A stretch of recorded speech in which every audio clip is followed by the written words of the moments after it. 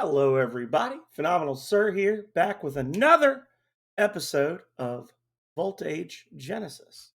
Now, sorry for starting, wow, holy shit, 20 minutes late. I spent 20 minutes digging through all of the various versions of this game so that I could find the specific version that I was using to test it. And I got to tell you, I think things have gone a little bit out of control with this game. I need to hurry up and finish making this game because I started up different versions of the game for 20 minutes just looking for the one that had the right save file. So, but I did already find one issue with with the game, so that's good.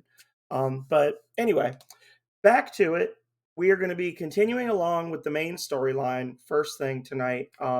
I'm going to be taking notes off to the side occasionally as I discover things that need to be worked on. So there's going to be a lot of this as I go. Don't worry, I'm not too distracted. I'm just trying to be a good indie dev, and hopefully we'll be able to enjoy a good chunk of the storyline tonight. I do have to work tomorrow, so I can't get too crazy, but we'll see how long this takes. So, turn on the stream sound. Hello, Calrea. Bum. And let's unmute. There we go. So, we are going to jump right back in. I started out right here and I already found an issue. Are you ready for it? Here's the issue. It doesn't put me in front of the door like it's supposed to. It puts me off here to the side for some reason. I don't know why it does that, but we are about halfway through the Trebunco Mountain Pass right now, and we are about to head into the cave that actually leads through the caves, and not just the one that's got treasure or whatever. So, hide that mouse. Let's head on in.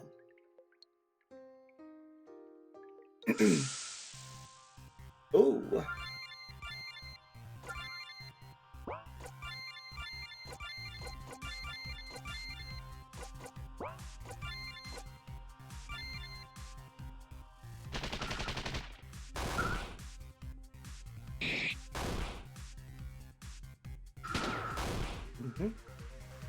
Now, hopefully at least one of them will die from this, the DSLs. There we go. Oh, missed. You're dead. You're dead, buddy. Stark with the triple hit. Got a nice mossy core. Hell yeah. Oops, indeed, Calrea. It's not good that so many things about this are not good. That's okay. I have some issues. The game is going to need a lot of just like check-in and going back over it, and things that I have been taking for granted as being fixed. This is gonna be a pretty time-intensive update. There's a lot of little stuff that I know I had fixed before that has not made it through, and I'm realizing that now that it's not good. We need to really buckle down and get everything straight before I start trying to worry about this game being put out on other systems, or on other platforms. Uh-oh.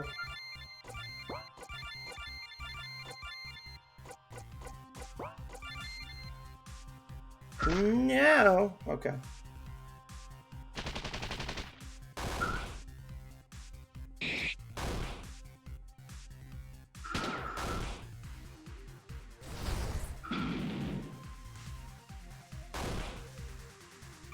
And it's really upsetting to me. I'm not gonna harp on it, but Calrea knows how much of a perfectionist I am with this stuff, and that I've lost so much progress and I don't really know what I've lost. Really bugs me a lot. So.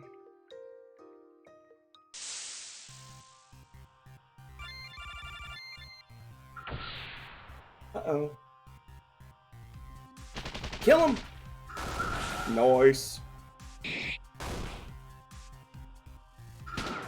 Pow. That sea glass is making a big difference here. Be something here.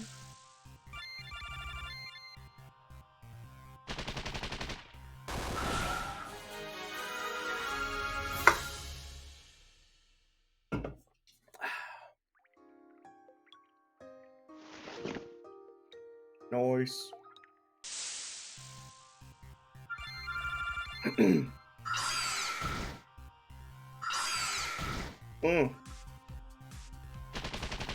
Headaches for everyone.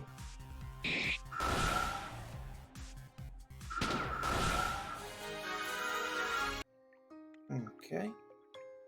Up.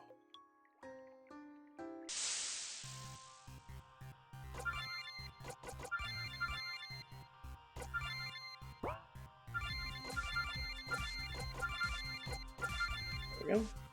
Now, if all three of these hit, we might just kill him outright. Nope. Super miss. Nice. No reflection.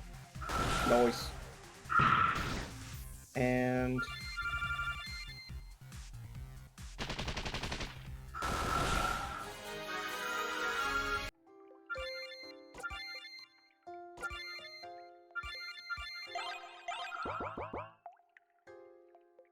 come over here. Got some mushrooms.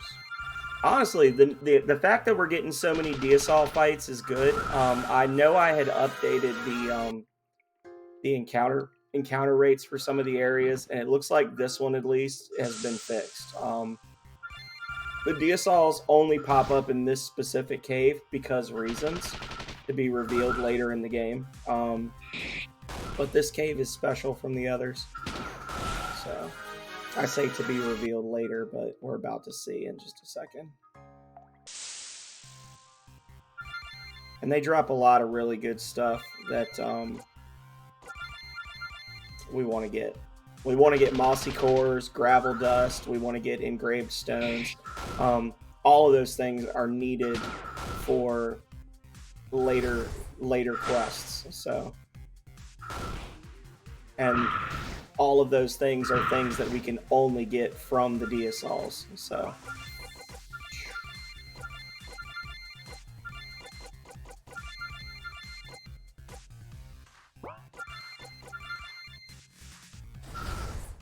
No reflect. Damn. Of course, it'd be the one that was going to die, too. I'm doing pretty good, Darkside How are you doing? Playing a little bit of VoltAge Genesis, RPG that I myself made. Spent a little bit of time on it, like 3 years, maybe. Nights and weekends. I was planning to do one last big content update for the game, and then start trying to move it out onto other systems. But when my PC died a few months ago, apparently the most recent version of the game did not get ported over to my external hard drive. So I'm now having to go back through the version that I currently have and basically compare it to my notes and figure out what does and doesn't need to be added back into the game again. So the practical upshot of it is that I get to play through the entire game again, from start to finish, and just look for things that are broken. And people get to see the game and check it out. So well, I'm glad you're good.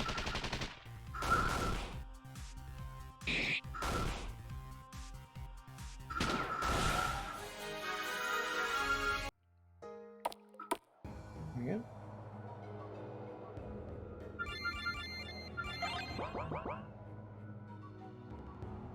Pretty sure that stealth gen was supposed to prevent me being attacked. So if we come back this way,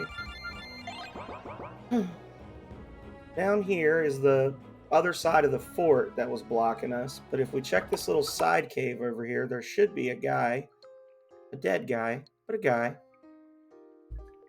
Dressed like a Moravian soldier, but his armor doesn't fit very well. And why would he be out here all alone? Checking the stuff in the atomic shop. Ooh, anything good for free today? I don't generally buy stuff, but I do grab the free stuff. Other than his clothes, it looks like he's carrying mostly GMI gear, and there's a piece of paper in his hand. Well, he won't be needing that stuff now in any case. We should bury him and be on our way. A stun gun, a wall, and a lizard ring. So the stun gun is... we already have one of those. The wall is a energy shield. That'll be a little bit of an upgrade. Does have a skill attached to it. And then the lizard ring will increase one of my character's speed by 20 points, which nobody really needs that right this instant.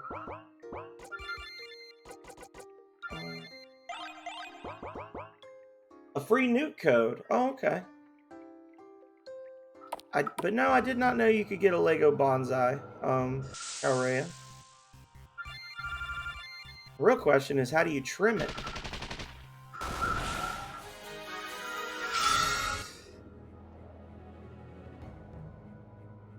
Okay. These things are a pain in the butt because they can counter you very high. They have like a 25 or a 20% counter attack rate. Oh, the encounters just keep getting worse and worse. I made the game and I'm like, God, these are some Breath of Fire level encounter rates. Oh yeah, I saw the bald eagle player icon. I got it, but I don't really care about it that much. It's just, it's free, so I downloaded it, you know.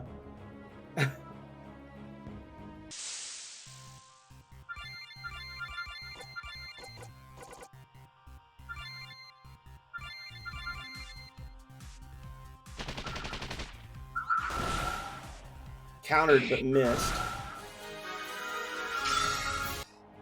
So if we come over here, this is an optional area, but over here across this bridge, there's this, which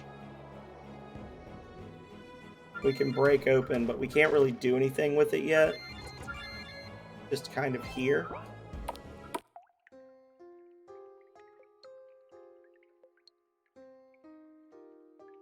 Sounds like there's something big moving down below. Better not risk it.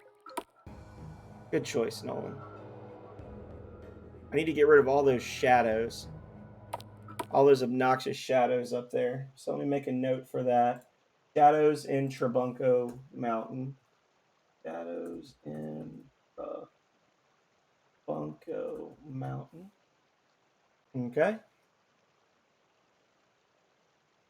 Better risk it. Oh, I'll risk it later. Don't worry.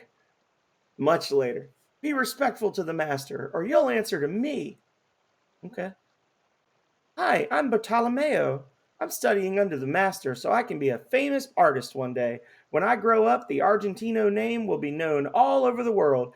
So, fun fact, all of the monster designs, the in-game monster designs, were done by a guy I found on Fiverr who was fantastic, super easy to work with, very reasonably priced, very good, and his name was Bartolomeo Argentino. I cannot remember off the top of my head what his trade name was. I'd have to look it up. If anybody watching this wants to know, I can try to find it and let you know what his name is so you can find him if you want to give him business or support him or whatever. But he was fantastic. He was really excited about the project. He thought that it was a really cool idea, and he did a great job coming up with all the monster designs and helping me work off of like what I gave him in terms of how the monsters worked and that kind of thing. Yeah. Exactly. Crappy people for a high price is one of the issues you run into. This guy was good though. I need to find his name though and like share it with everyone. Was it Muda? Was it Muda Kanabe that did these? Mudakan Abe. I can't remember if he was the one that did the art or not, but I'll find it out. But anyway, I was once the greatest painter in Kaluna. My works of art adorn the homes of the richest people in the world, but that's all behind me now. One day I lost my muse. I haven't made anything worthy of my name in many years. I retreated to this humble mountain sanctuary in search of inspiration. But the paint no longer speaks to me as it once did. When When I was a young man, I studied under a master who swore that the secret to his success was due to the unique ingredients he used to mix his paints. Uh-oh, is this going to be one of those layers of fear things? Let me guess. You want us to go buy you some paint? Were you listening to what I said? The finest paints money can buy would not be enough. To make a masterwork worthy of my name, I require 7 bags of gravel dust from the walking stone guardians of the Elohim. Wait, excuse me? I have heard stories of stone men created to guard the ancient temples of the Elohim. Surely such magical stones would yield the finest gravel dust imaginable. Are you seriously asking us to go grind up magical stone men in a lost temple? Feel you are not up to the task? Then I must ask you to leave at once. I cannot waste my time with individuals who do not understand the demands of art. No, it's fine, but you better have the vaults to make this worth our while.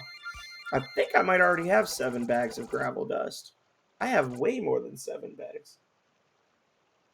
Yes.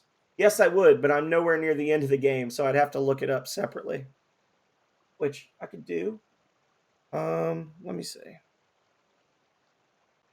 Where is he? I might have put his real name in there as well, honestly. Let me check my credits. Yeah, it's Mudokon Abe. Hang on. Mudokon Abe.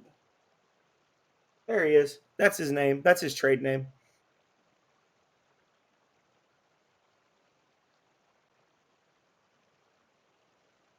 And boom.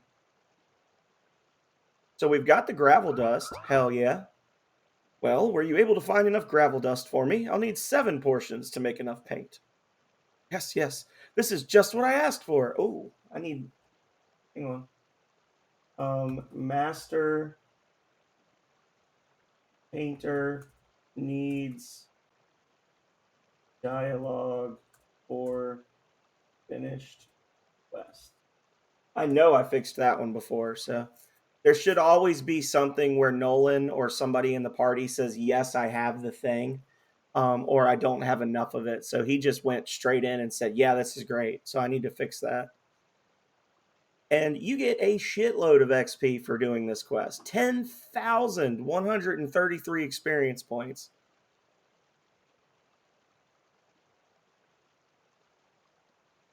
Hell yeah.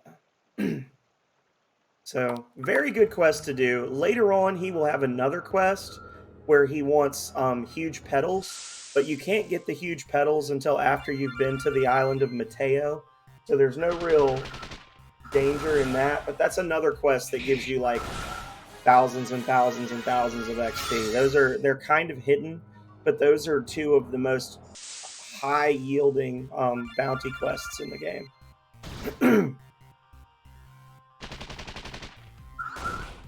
Oof. Miss. Shoot him!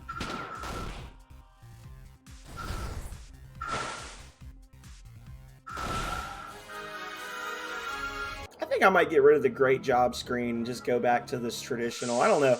I had a lot of stuff that I added in, like an upgraded screen for loot and better item menus and things like that in the shops. And over time, they've kind of lost their luster for me. And I feel like they end up causing more problems than they add, or than they solve. So, I don't know. Well, he's going to do an aqua attack. And if we're lucky, Gregory should be able to wipe these 2 out. At the very least, one of them's dead. And... Pow! And... Oh yeah, we got him. He's dead. Oh, maybe not. Oh. Well, it didn't hurt as much as I thought it would.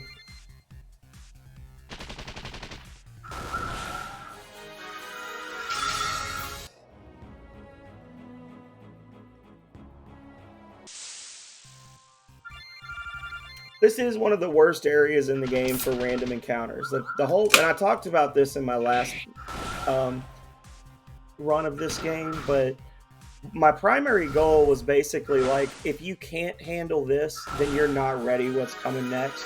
So this is kind of like, it's a way for you to catch up in leveling. It's a way for you to earn a lot of money. When we get into the town, which we're done with the area now, when we get into town and sell all this stuff, you're going to be amazed at how much money we've made just running through this area. So it did serve a purpose other than to be incredibly aggravating. But first, we're going to come over here and talk to this guy. You know, we found a dead guy in one of the caves in the past. Could he have been the person you're waiting for? What? He didn't have any papers on him, did he? Maybe a map of the area? Yeah, he did, actually. Looks like he went to a lot of trouble to keep notes on when there would be Moraman soldiers around. Pretty weird since he was dressed as one. Yes, that does seem a bit strange. Well, you see, he was a surveyor of sorts. I was planning to buy a bit of land in the mountains and possibly build a house there. Right. I don't know. It seems more like the sort of thing a Garanian spy would do. A spy? That's a good one.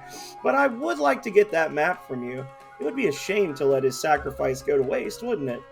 The man snatched the annotated map away from you. But you know, I like a good spy story as much as the next person.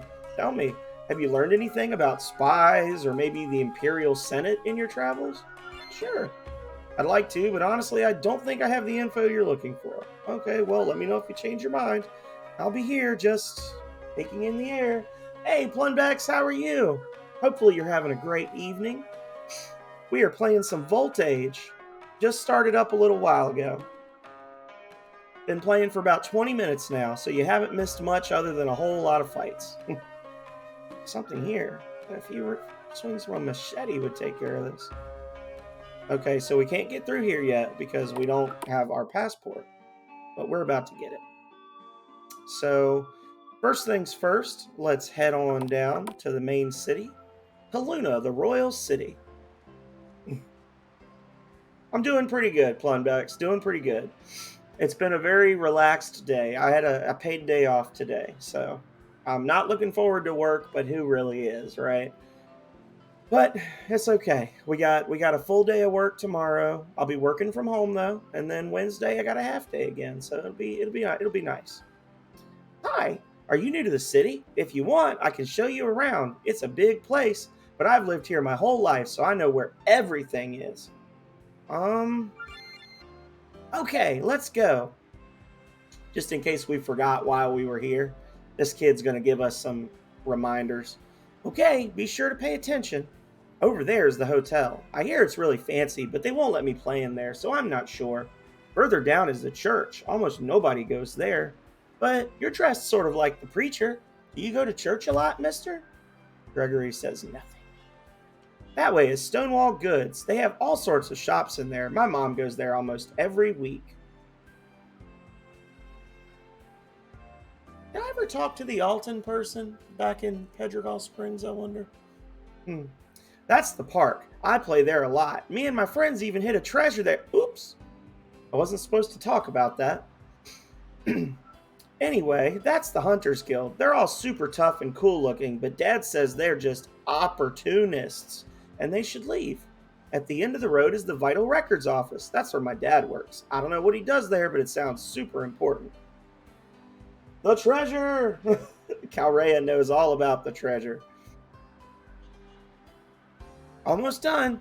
That way leads to the palace. Don't even think about trying to sneak in. The army guards it day and night. And over there, that's the Shield Blue building. My mom is a scientist there. She's super smart and gets to work on robots and stuff all day. And that's it. It was fun showing you around, but I'm going to go play with my friends now. Bye. Later, kid. First things first. Treasure. Looks like someone forgot their lunch. You got a kahuna burger and an energy drink. Hell yeah. Halt! Only a chosen few may enter the palace grounds. Okay. People running laps.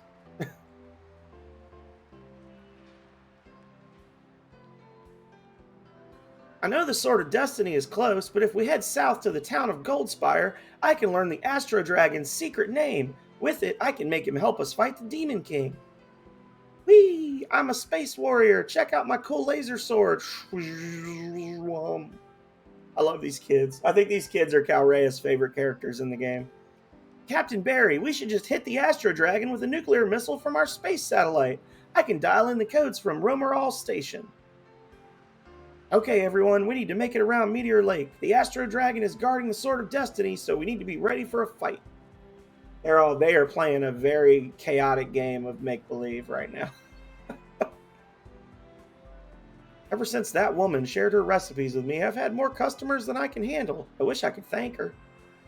Hey, back of the line.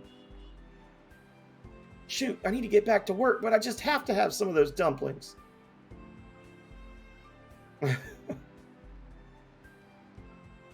It brings me peace to watch children play on a day like today. I just wish they wouldn't get so close to the water. I worry that one of them may fall in. I hope someone sees my note at Stonewall Goods soon. Okay. Oh, I almost forgot. Hang on. There's something in the grass under the bench. An emerald bracelet. Hell yeah. Good kiddos, doing wholesome good kiddo stuff. Beyond this wall lies the barracks of the Royal Guard, as well as the Royal Palace itself. I wish I could get closer, but the guards keep chasing me off. I just wanted to watch those Fide Defensor soldiers. I heard they sent some people here to guard the ambassador from Alton, and I thought if I watched for long enough, I might see them doing their combat drills. I'd love to learn some of their moves.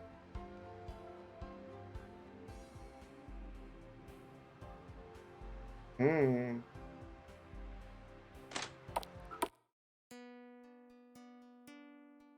know it's out of style to go to church these days, but something about this place makes me feel strong. When I sit and breathe in the air here, it makes me think I could do almost anything. Hello and welcome. I assume you're here to take a picture of the statuary or the stained glass windows. They are quite beautiful, even to a non-believer. 4 kids with 5 treasures.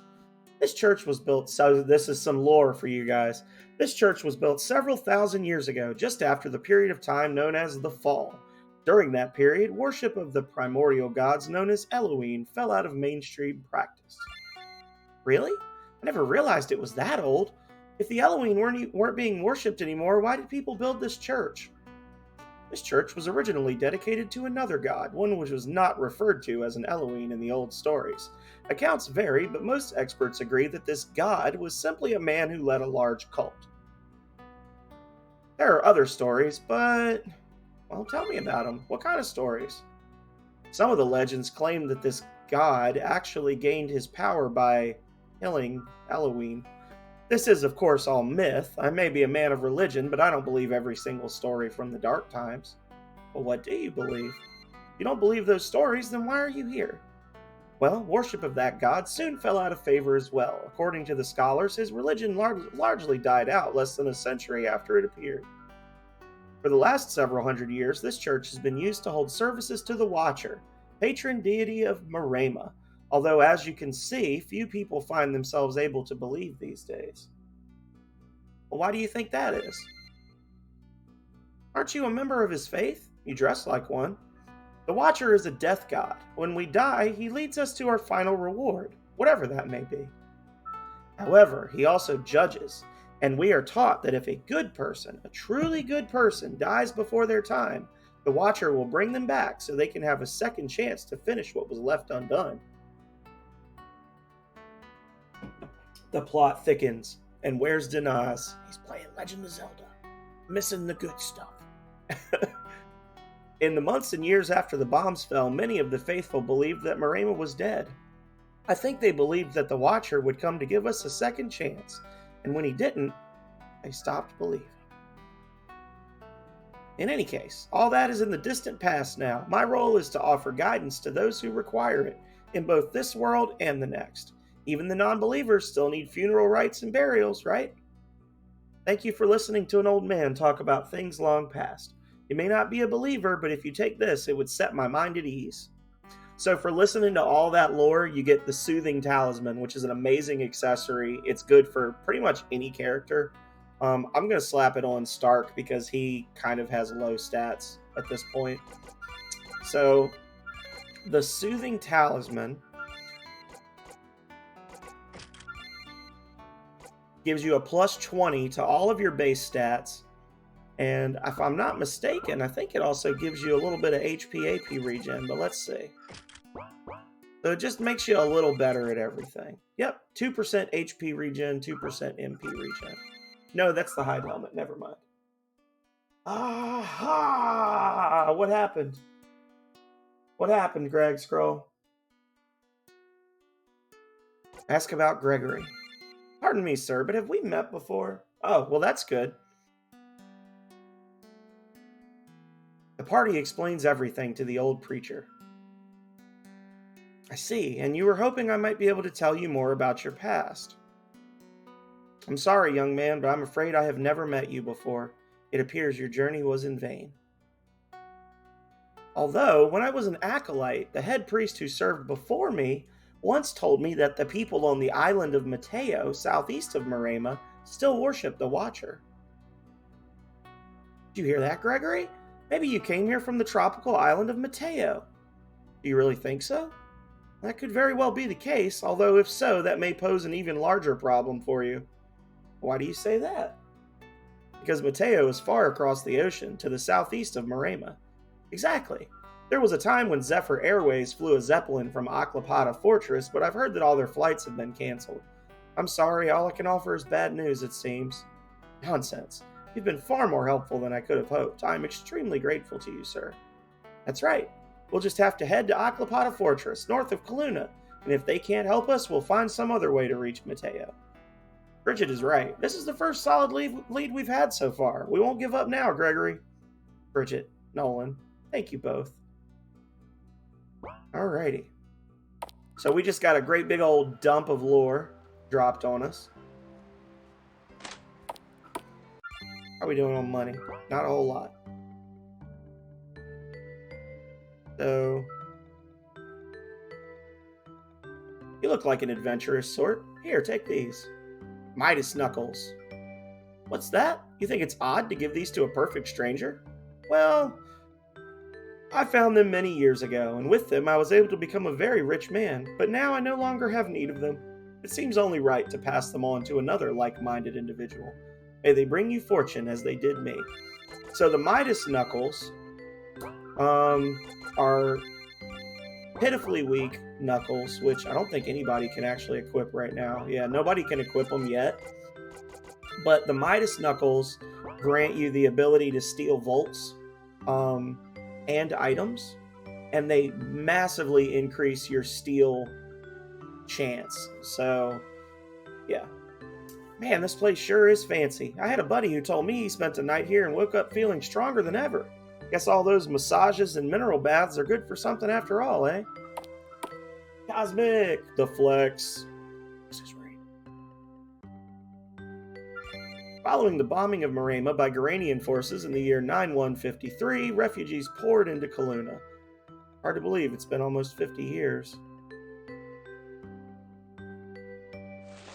A fancy dress. Nope. Nothing. So we got a fancy dress and not a whole lot else. I'd like to stay here. A discounted rate of 5,000 volts.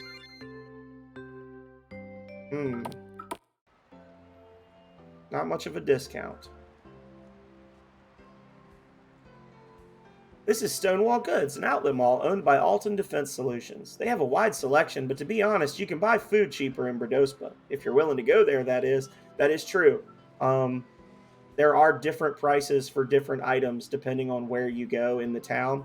This is not the only section of the city. There's actually 3 different districts to the city that you can go to. Boy, you're cheerful. Having a good day? Every day is a good day here in the old city. The sun is shining, the birds are singing, and everywhere you look, Moramans are prospering under their beloved queen's watchful eye.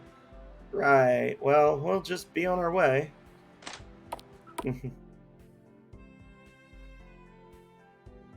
They'd hurry up and call me already. Look, Mommy, I'm a bird! Fucking kid just jumping off the chair over and over. Ha ha ha ha ha. Hello, how can I assist you today? Yeah, hi. I lost my passport, so...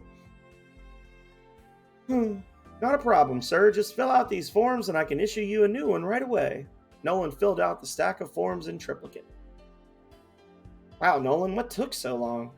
Sorry, the questions were really hard. How could they be hard? It's just basic information. A kid could fill these out.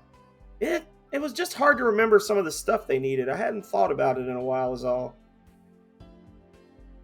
Dun dun dun. Okay, sir, everything seems to be in order. Here's your new passport. So now that we have our passport, we don't have to take the mountain road. We can just cut straight through the tunnel. So, woot.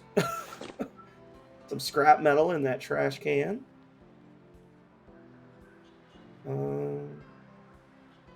Never fails. Get one day off and I spend it doing chores around the house. Here's Calrea's dad right here.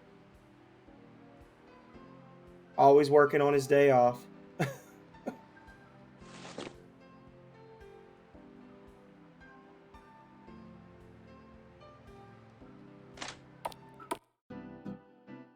Going around getting all sorts of special quests.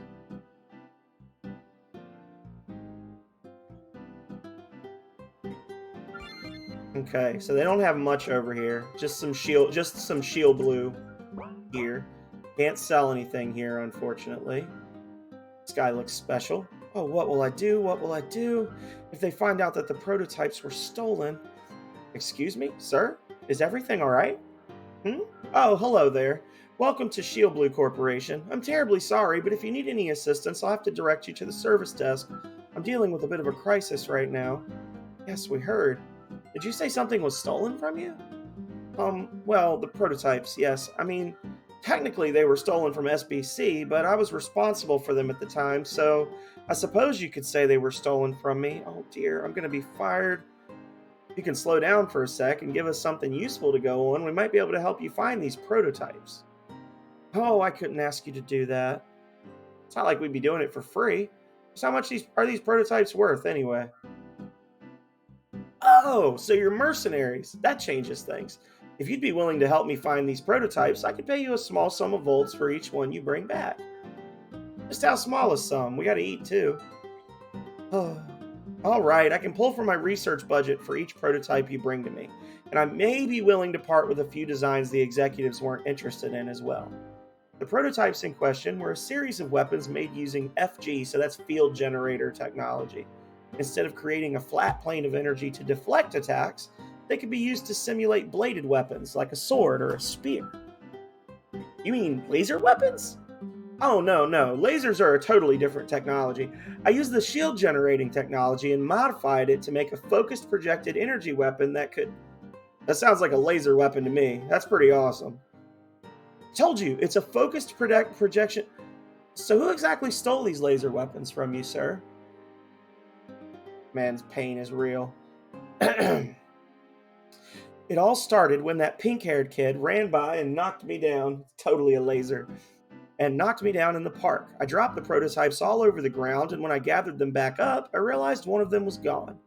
The only place in town that might buy it from him is Stonewall Goods, but I can't very well walk into a competitor's shop and ask, "Hello, I work for SBC. Have you bought any stolen weapon designs lately?"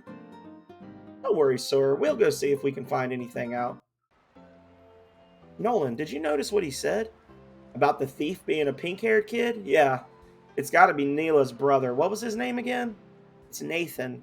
Come on, Nolan, you guys have practically the same name. Right. Well, let's hope we can catch up to him. All right, Nathan, what'd you do?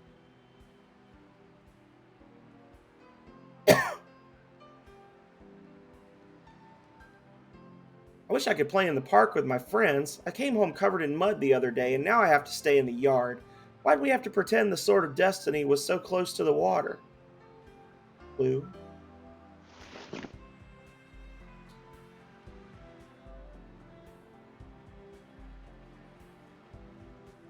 Well, let's go check with Alton.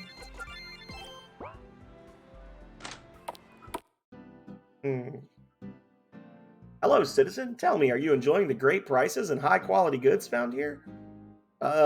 Yeah, sure. Glad to hear it. Just remember, all of this is thanks to the wonderful new trade agreement reached by the royal family and the Parliament of Alton. Alright, I remember hearing about that. But why are you guys only selling your stuff here? I would think people out in the Deadlands would need it more. Ah, yes. Well, negotiations are ongoing. Hmm. So what you got? Oh, they got all sorts of good stuff. Look at that. All the heals and sips. Hello, I can buy back any old gear or other items you may have for a portion of their assessed value, or maybe you'd like to buy a keepsake charm. Excuse me, I was wondering if you could help us. Certainly. Did you have something you would like for us to buy back? Not exactly. We were actually looking for something that was stolen from a friend. Has anybody come in recently trying to sell a unique weapon? A friend, huh? Might this friend of yours work for Shield Blue Corporation? So you've got it? Nope. But when that kid came in, I knew right away that he'd swiped that design. I'd have bought it to send back to our main office in Alton, but I'm not approved to spend what he was asking on a single buy. I told him the main office in Woodgate could buy it from him if he wanted to take a Zeppelin there. Woodgate? Isn't that in Alton? He's on his way to Alton. There's no way we're going to be able to get that prototype. Let's not give up yet. Maybe we can get to Aclapata Fortress before he leaves. So she sells Heaven Charms, which lets you do the basic holy attack spell and protects you from holy damage a bit. But first, let's sell some stuff. So we've turned that in. Don't need this. Look at all that scrap metal. 46 scrap metal. Love it. 22 insect eyes. Some burnt meat, which is basically worthless. Cytoplasm. Wasp stingers. So much good stuff. Raw meat.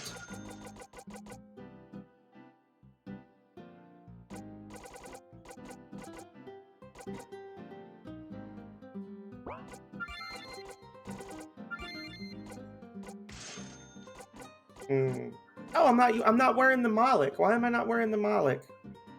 No wonder I'm having issues. The Peacock fan. So this thing right here is a trick. It's just money. You don't want to equip that. Sniper rifle, but it's not that great. Charged nucleus. Again, not that great. Charged lantern. We can hold on to that. That teaches the sleep thing. Some clothes that we don't need anymore. Very fancy dress. Scale armor, a hat. All good stuff. Okay. None of that flashy SBC stuff, and certainly not any GMI gear. The so-called Garen Military Institute. They supply all the weapons and armor for Garen's forces. I won't lie, it's quality stuff, but after Garen betrayed us in 79, I swore off their merchandise. Sorry, I tend to get a little worked up. Anyway, if you see something you want, let me know. Whole lot of reinforced stuff. Just simple but effective weapons that do lots of damage. Brought to you by Alton Defense Solutions. Some of the finest military-grade gear money can buy. Let me see. Let me know if you see anything you want.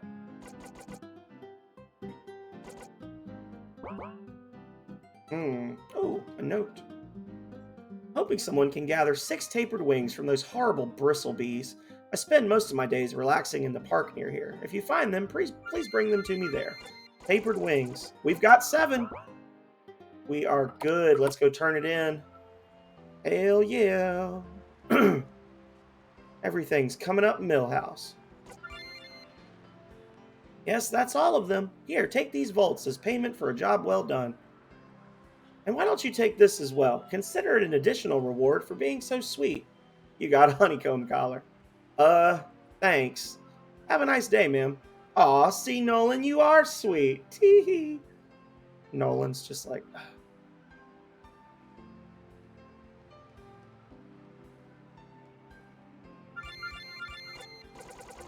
A highly evolved, lightweight wing from a bristlebee, used to make flotation devices. So she used those wings to make little pool floaties for the kids. So if one of the kids falls in, she can throw it to them. Funny, funny. Little secret over here.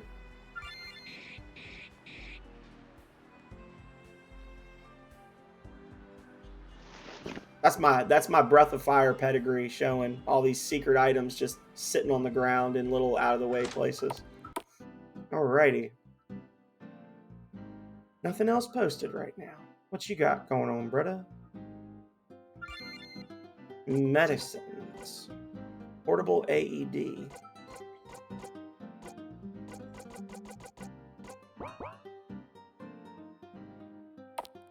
I don't really use a lot of the status curing items. It ended up being something where there's a lot of different status effects in this game, but they're just not... Most of them don't last through the end of battle, so there's really no reason to like worry about it if you can just end the fight quickly. That's kind of the downside. Is like I made a conscious decision that most battles should not take more than 2 or 3 rounds. And given the fact that battles only take 2 or 3 rounds most of the time, the status effects are really inconvenient while you're in battle, but they're not really something that's like a long-term inconvenience like it would be in something like Pokemon, where you gotta heal afterwards, you know. So. Yeah, talk now. I'm watching the hunters do their drills. Unless, of course, you want to talk about the Hunters Guild. Yeah, sure. Oh, I don't know enough yet. That's okay. I know where we can learn more. They got a book in here we can read. Story about the Insurgency. 2 weeks now since the Imperial Senate of Garen unanimously passed a resolution to officially label the activist group known as the Insurgency as a terrorist organization, and... The Imperial Senate of Garen continues to maintain to this day that the dragon's release was unintentional, and that the guild's practice of leaving dragon heads on Garen's borders was a needless provocation. Yet...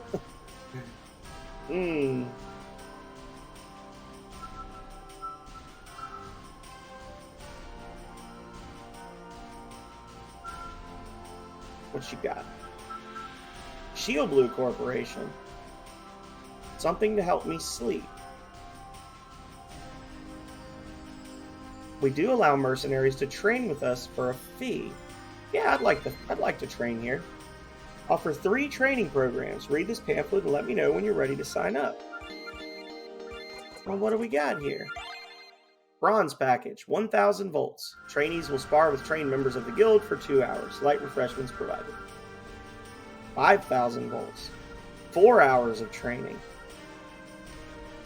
Gold package, 10,000 volts. A full day of training with a certified trainer. Trainees will receive a complimentary meal specially formulated to encourage muscle recovery and growth after training, as well as a day pass to the wellness spa at the Old City Hotel. Fancy. We'll have to remember that. Okay. Oh, we can go talk to Chickadee down here at the lab, and then we can start tracking down those prototypes for Dude Man. I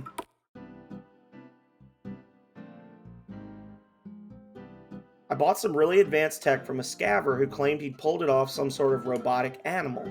I thought he was a little, well, crazy, but I still bought the tech from him. It was badly damaged, but I could tell it was far more advanced than anything SBC is working on. Hello, and thank you for the resub, Hippie. Welcome back. How are you doing this evening? If I could reverse engineer it, I'd be sure to get a big promotion. No more answering phones or taking notes. This is my big chance. Now, I think you already resubscribed, and this is just like your anniversary, right? But either way, thank you for being here for 7 months. 7 months of wonderful support from wonderful Hippie Huff. We have matching Hawaiian shirts now, me and you. Got your little pink Hawaiian shirt there. Very nice, very nice. So she wants us to go track down 3 pieces of salvaged sci-tech. More than enough to reverse engineer the technology and make a working prototype. There's nothing like it in the western part of Marema, and the tech was not sealed against the dust and grit from the Deadlands. So we need to be somewhere on the eastern half of the country where there's no sand or dust. Cool. I'm doing pretty good.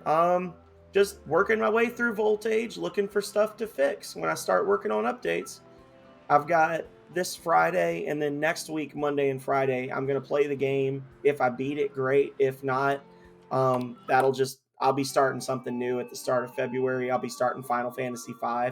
So this is just kind of like my thing to fill in January and get some work done while streaming. But I'm doing good. It was a paid day off for me and Calrea today, so. Padded helm. I love these guys over here on the left. They're freaking out and they spilled the drum of gasoline or oil or whatever. I don't know why. I always try to have at least 2 or 3 things going on the screen at any one time. So you can see these people are all kind of like working away. And then over here, these people are freaking out, jumping around.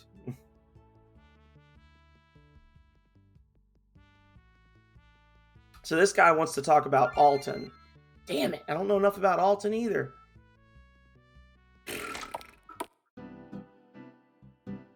Cheese Nook. He's got a bunch of snack food and eye drops, aspirin.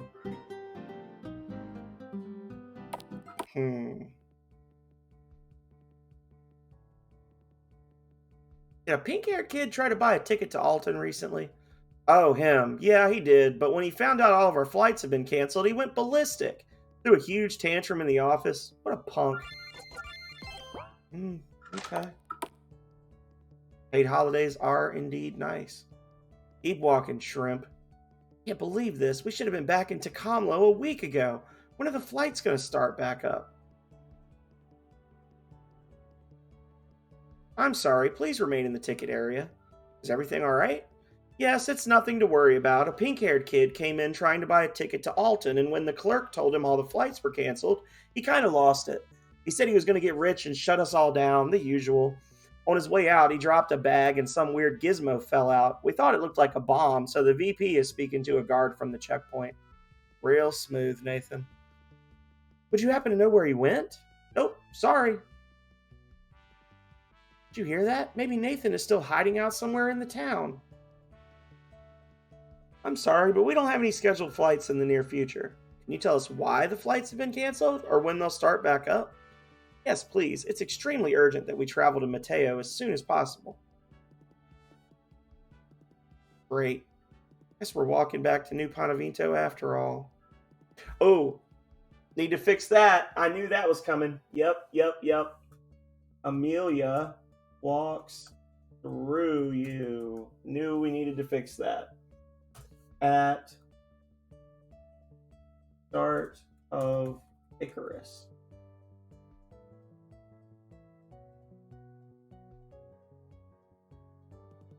Hey, watch it. Ensenada isn't a hideout, it's a town. Biggest and best one east of the mountains, too. Well, whatever you want to call it, we've suspended all air travel until we can determine what exactly happened to our ship, as well as the crew.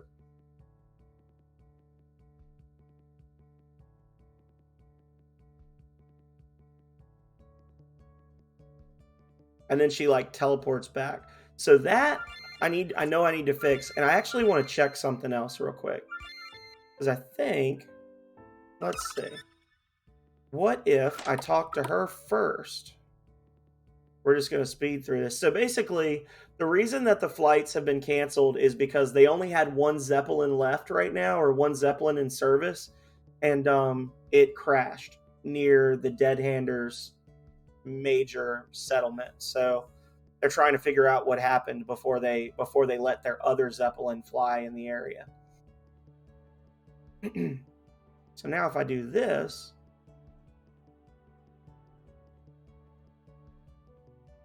okay, so that'll be an easy fix. So we need to check on that. Another Hunter's Guild up here, complete with a purple book. There we go.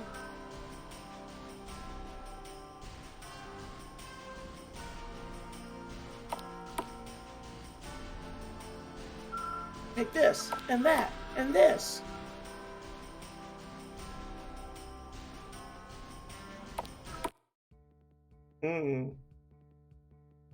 So what did you get up to today, Hippie Huff? Anything good? Hey there, see anything you want? Or if you have something to sell, I could take a look.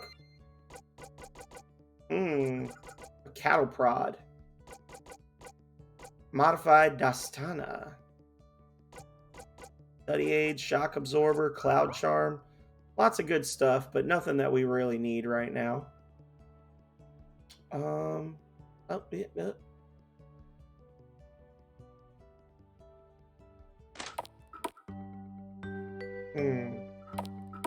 The Breeze Inn.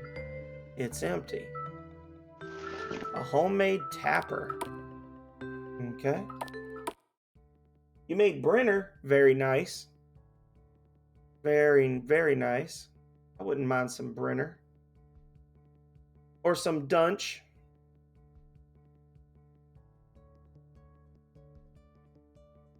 There he is. Crap. So now what am I going to do? What? Oh, it's you guys. Sorry, I don't have any gear to sell right now. Hey, Nathan, did you recently find any interesting weapons in Kaluna? Well, let's say I did. Nathan, the guy works for SBC. He told us a pink-haired kid stole his prototype and ran off. How hard do you think it'll be for the police to find you? Okay. I thought I could sell this piece of junk real quick and make a fortune, but I don't want to end up in Eastside Prison. Here you go. You got the FPU Fist. The FPU Fist.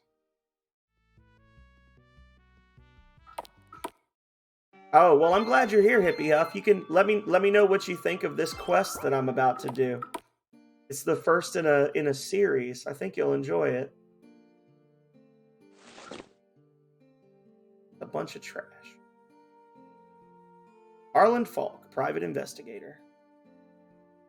Welcome to Berdospa, the pride of Marema. Watch your mouth, your wallet, and your back, and you should be fine. Things are still pretty bad, huh? Oh, are you from around here? Then you should know things are never going to get better as long as the queen is sitting pretty up in her fancy house. You've been scraping to get by for almost 100 years now. You best keep that loyalist talk to yourself if you're going to be wandering around here. Tell me something. You see any guards? Any people picking up trash or cleaning the buildings? Heck, you see any roads? She may be just one person, but that's what makes it easy for us to figure out who's to blame. If the queen had spent all that money fixing up Berdospa instead of getting people killed out east, that'd be different. So they do not like the queen in Berdospa.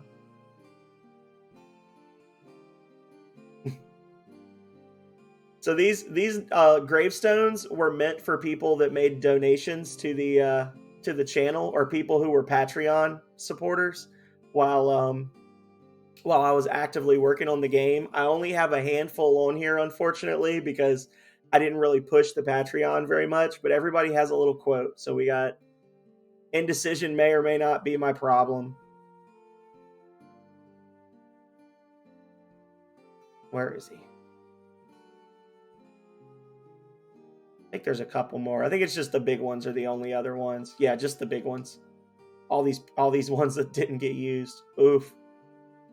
But we've got Drago. Never give up. Willpower is key to success.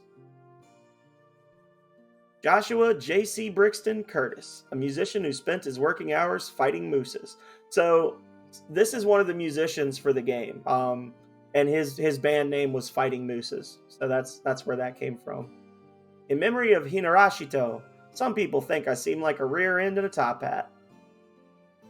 There's some graffiti here. They're right. So the only person that we don't like whose name is in the game is Hinarashito. He was in the RPG Maker forums. When I first started working on this game, I got on the forums with some kind of a question, and I was like, hey, how should I go about doing this? I'm working on a commercial project, And that person basically was like, well, the first thing you should do is give up trying to make a commercial game on RPG Maker, because that's a fucking joke. And they were just like a total butthole about it. And a lot of people came to my defense, but it just really upset me. And I was like, you know what? I swear to God, I'm gonna put a dig in this game about him somewhere, because he was just a butthole. Aaron Crow, the strong, silent type. His music speaks for him. Aaron Curtis, a musician who dreamed of a royalty-free world. He does no royalty music. Mark Skellett, a A purpose of human life, no matter who is controlling it, is to love whoever is around to be loved. That's a Kurt Vonnegut quote. Aaron Persh, the monsters within give shapes to the monsters without. Emma Nash, first to offer support when success was not assured. So this person, when I first started working on the original VoltAge, which is not this game, we started a Kickstarter with a very modest goal of $1,000 to basically help us pay for artwork, like custom sprites and things. The Kickstarter was not successful, but this person, Emma Nash, when I started my Kickstarter, I had a lot of people that were basically just dumping on the project. I had some people that donated like $3, $5, that kind of thing. This Emma Nash person gave us $100 towards our goal. And we had all this stuff we were going to give away. We were going to put them in the game. We were going to do all this different stuff. And this person was like, you know what? Don't even worry about sending me any of the like little physical prizes or anything, because I don't want you to waste your money giving me loot instead of using it to make your game. And I just thought that was such a wonderful thing of that person. So I am always going to have a reference to Emma Nash in every game I make, something talking about how amazing that person is. And there's a super secret right here where this little butterfly is flying around. There'd be no reason to know it was here unless you know it's here, but something glinting in the grass. You got a mystic ring. Oh, Donazatello just missed the secret. Hello, Donazatello. How are you? We're going to reload so Donaz sees the secret. Welcome, Raiders, or Raider. I am the raid. Vidoof is the raid. Indeed you are, Vidoof. Well, welcome to V and welcome to Donaz. We have made it through the mountains. We are getting ready to start working our way back east in VoltAge Genesis. We've got a lot of little side quests to do. We have made it to the capital city now. So this is our goal. This is where we were heading last time. We were coming through the mountains here, and this is a big 3-part city. You've got Kaluna, the royal city. You've got East Side, and then you've got Bredospa, which is like the slums. And then you've also got Aklapata Fortress up here, which is a 4th area. So we're going to spend a little bit of time here just exploring, doing some stuff. Oh, that's rough, Donaz. I'm sorry to hear that. But I was just showing, I told a little story about an amazing person, and there's a secret right here. If you stand in front of this statue, take 1 step down, and then search, you will get the Mystic Ring, which is a very good item to have. It gives you a plus 20 to your magic focus, or mental focus and mental resistance. And it gives you a special skill, the Spirit Touch, which is the ability that the Spooklights use, where it basically is a non-elemental damage ability that ignores all defenses and does damage based on your magic attack. So it's a very good ability to have, even though hers isn't great. So we just picked that up, and now we're going to run through here. We've got a fun little quest that Hippie Huff is going to love, and just see what all we can do. Made in the Shade foodstuffs. Feeding Bredospa on a budget. So all this stuff here is 10% less than the normal price, so it is actually on sale. We can buy low-end but helpful food items there. Scrap armor. Don't care about that so much. A bunch of trash.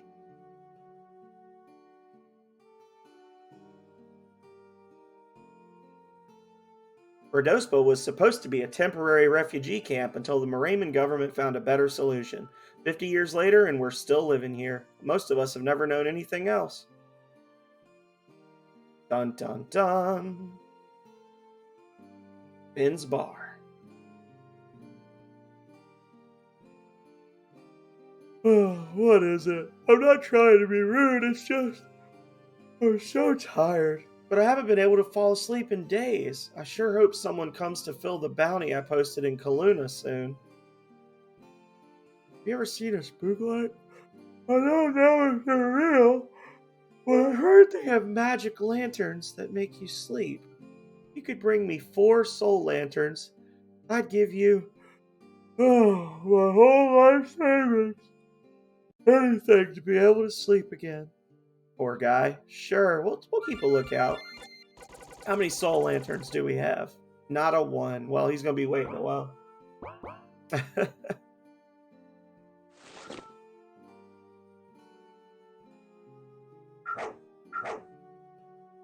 Woof woof. Better not go in there. Slums stretch on, running along the length of Kaluna's western walls.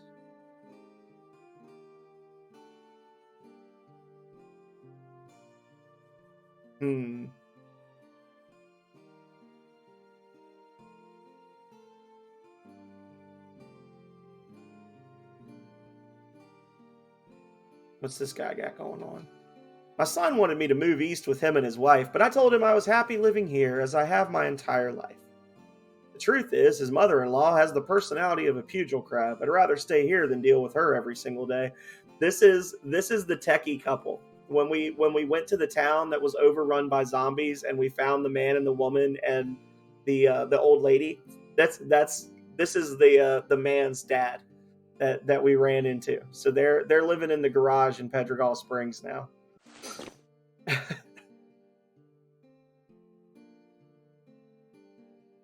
Which emote did you lose, Vdoof? Oh, the oh, okay. Finn's bar. What do you mean? What's a dead-hander doing here? This is Bridospa. We run this town, and one day soon, we'll be sitting up in the palace doing our drinking. Just you wait, bunch of murderers. Our new ace of spades. He's one of those, whatchamacallits. Anyway, he's going to put us on top where we belong. Okay. Poor guy. He's in here pretty much every day. I heard he was some big reclamation hero, but I guess a bunch of shiny metals couldn't change what he's been through. So this guy right here, this is Luther Hackney. He is actually one of the playable characters in the sequel to this that I haven't started working on yet. He'll be a playable character in the future.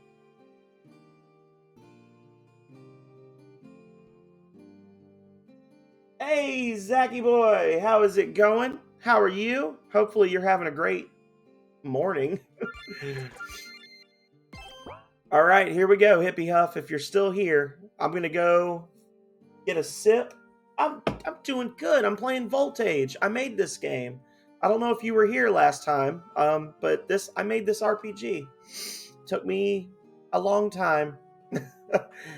But I've played it from start to finish like 8 or 9 times now, and I'm not tired of it yet. So I guess that must mean if it's not a good game, it's at least a good game for me, right? So give me 1 second before I start this amazing quest. I am going to go get some adult sips, and then we will hit it. So give me 1 second, y'all.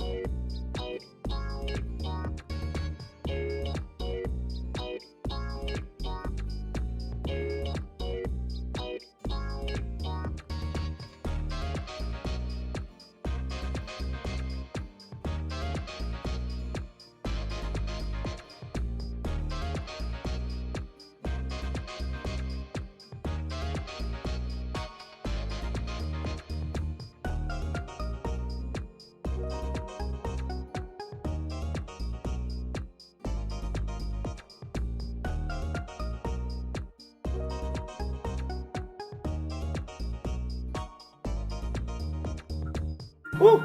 We had a bunch of people pop in all of a sudden. Hello, everybody. Welcome, welcome. All right. Or they've just been filtering in and I haven't been looking at the numbers because I'm just having so much fun. So anyway, he's been in there for 2 days now. What do you think we should do? I don't know, but did you see the size of that axe the owner keeps behind the counter? I don't want to go in there and get chopped. Well, we can't just sit out here waiting for him to blow through all his money. Indeed. And of course, we always run the risk that he'll just make a run for it if we charge in guns blazing. These are the two most powerful characters in the entire game. Everybody, you need to love these characters. I'm sorry, we didn't mean to eavesdrop. What you said just sounded so interesting. I think we may have found the solution to our problem. Maybe. They do look pretty tough. Hey, do you think you guys could help us with a problem we're having? There's this guy hiding out in the motel across the street. We were going to grab him when he came out, but someone warned him we were out here. Now he's refusing to come out, and the owner has already made it clear that he won't take too kindly to us dragging his customers out into the street. I'm sorry, I don't think we should get involved in whatever's going on here. Oh no, I think you misunderstood. We aren't criminals, we're bounty hunters. This guy is part of a gang of fugitives from the law. That's right, his name is Jansen, and he's suspected of all sorts of crimes, from money laundering to murder. So what do you say? Want to help make Kaluna a safer place? Awesome. He's somewhere in the motel across the road. Grab him and bring him out here before the owner realizes what's going on. I need to add a face to this. Update the dialogue in R. There we go. Once you get him outside, pass him off to us and we can take him to the prison in Eastside. No. Sorry, I already said it. You go on ahead. We just need to close out our bill and we'll be right along. Okay. Bidoof said no. I want the slums to be dangerous.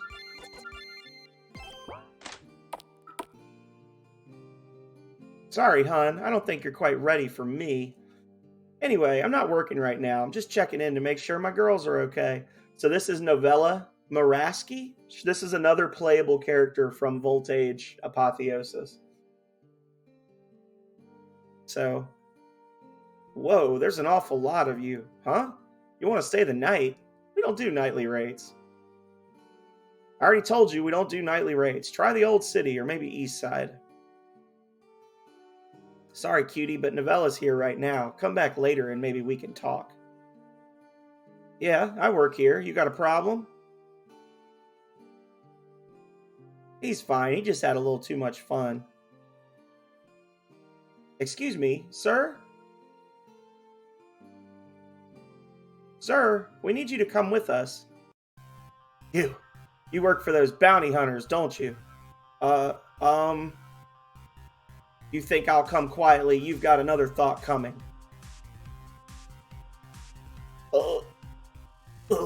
I can't even. I think it's funny. So, no problems getting him out? Nope. At first it seemed like he was going to put up a fight, but then... Jeez.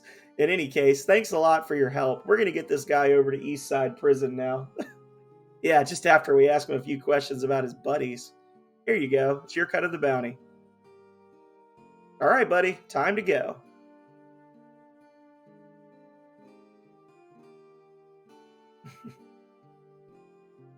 See? Easy money. Easy money quest. All right, so that's Bradospa all done. Now we can go check out East Side. And let's see. The family living here has a son, but he's all grown up, so they said I could play here whenever I want. Doesn't look like anyone is home. Just FYI, this is Nolan's house. It's never actually stated in the game, but originally there was going to be some dialogue, some like more specific dialogue, and you were going to be able to meet Nolan's family, but I ended up cutting that. But this is Nolan's house.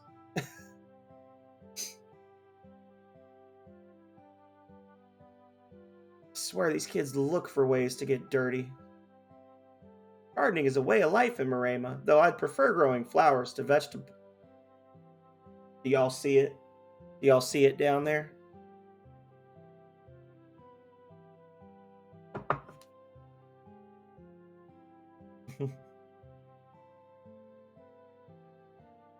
Denaz, you missed the best characters ever.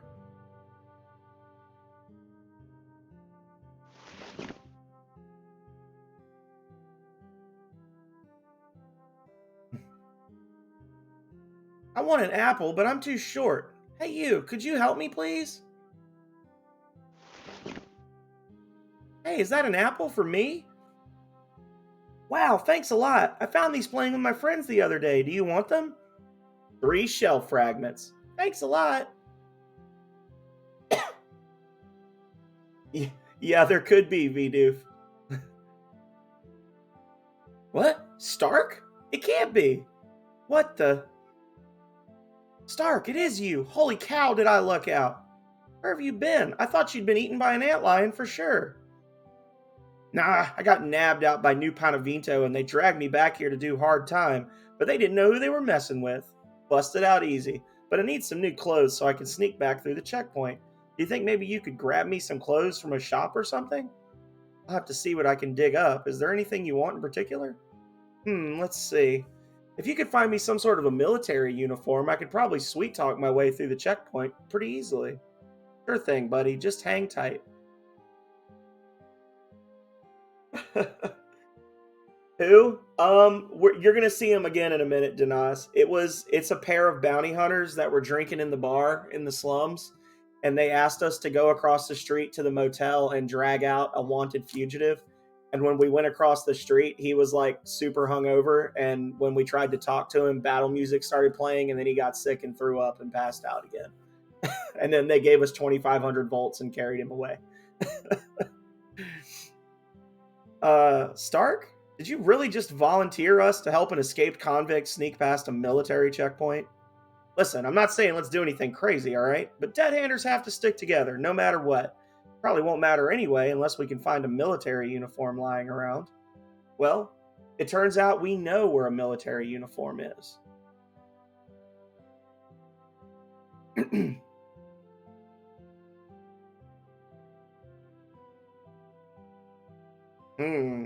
So that person is not a fan of the Queen. It's strange to think that Marema used to be so advanced, and now most of us spend our time farming. With so many mouths to feed, our tech industries have all but collapsed in the last 50 years. I love to lay in the flowers and read. How about you? Yeah, it's the best. Say, why don't you take this book? Someone got it for me, but it's too hard to understand. I'd rather give it to some really smart person so they can enjoy it. Alan! And boom, mission completed. Big money, big prizes. You love it.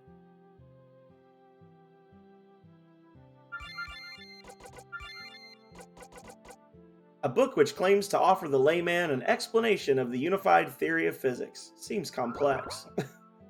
Somebody gave that poor girl a quantum physics book.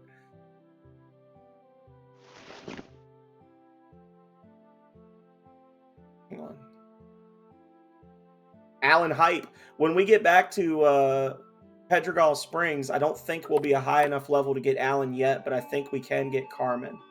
So let's go to Stonewall. We saw military clothes for sale. If you guys remember, when we went to Alton, the chick here, the armor chick, she has military clothes and a hat. I want to test this. If you don't buy the hat, I want to see what happens. And while we're over here, we can also turn in that prototype that we found for Dude Man. So let's come over here. The prototype that Nathan stole. Yep, here you go. Oh, thank you. Did you manage to catch the thief? No, he got away. No matter. I alerted the police as well as the guards manning the Trebunco Road checkpoints. He won't evade capture for long. In any case, I owe you a reward. 1000 volts, and the Frozen Tracer. Frozen Tracer is a very good sword. Now for the next one. After I gathered up the other prototypes, I tried to run after the pink-haired kid, but I ran into a man wearing a suit of armor near the Hunters Guild. I think I may have dropped one of the prototypes when I ran into that man. It was shortly after that when I realized I only had 2 left. Do you think you could try to track him down? Remember, you're looking for a man in armor hanging around the Hunters Guild. Easy. Easy peasy. We've already talked to him, too.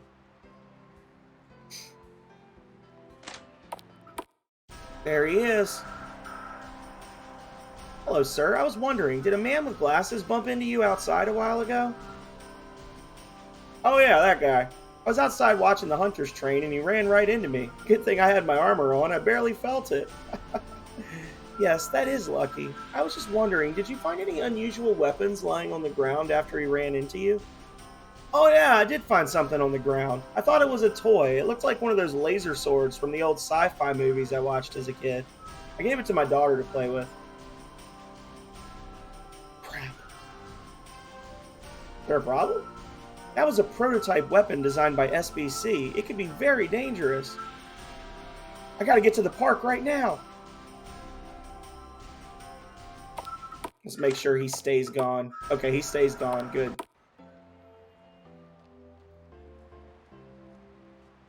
Little kids playing by the pond. But Dad, we've got to fight the Astro Dragon. I don't care what sort of game you're playing, you need to give it back right now. It's dangerous and you might get hurt. But you said I could play with it. I want to be a Magic Space Knight and fight the Astro Dragon. Sweetie, Daddy didn't realize that your laser sword belonged to someone else. Aren't Magic Space Knights supposed to be good and honorable? But I can't fight the Astro Dragon if I don't have a sword. It's okay, Sir Anna. When we get the Sword of Destiny, you can use it to fight the Demon King. Well, okay, Daddy, here's the laser sword. Thank you, sweetie. Go ahead and keep playing now, but stay out of the water. Sorry about that. She wants to be a fighter when she grows up, like her old man. Anyway, here you go. This could only go well. You got Fuse Saber. Okay, everyone, we need to make it around Meteor Lake. The Astro Dragon is guarding the Sword of Destiny, so we need to be ready for a fight. I love these kids. I know we were talking about it earlier. Those kids are fucking awesome. Just chilling, playing pretend. So we got the second thing. Before we do that, let's equip Gregory with Frozen Tracer.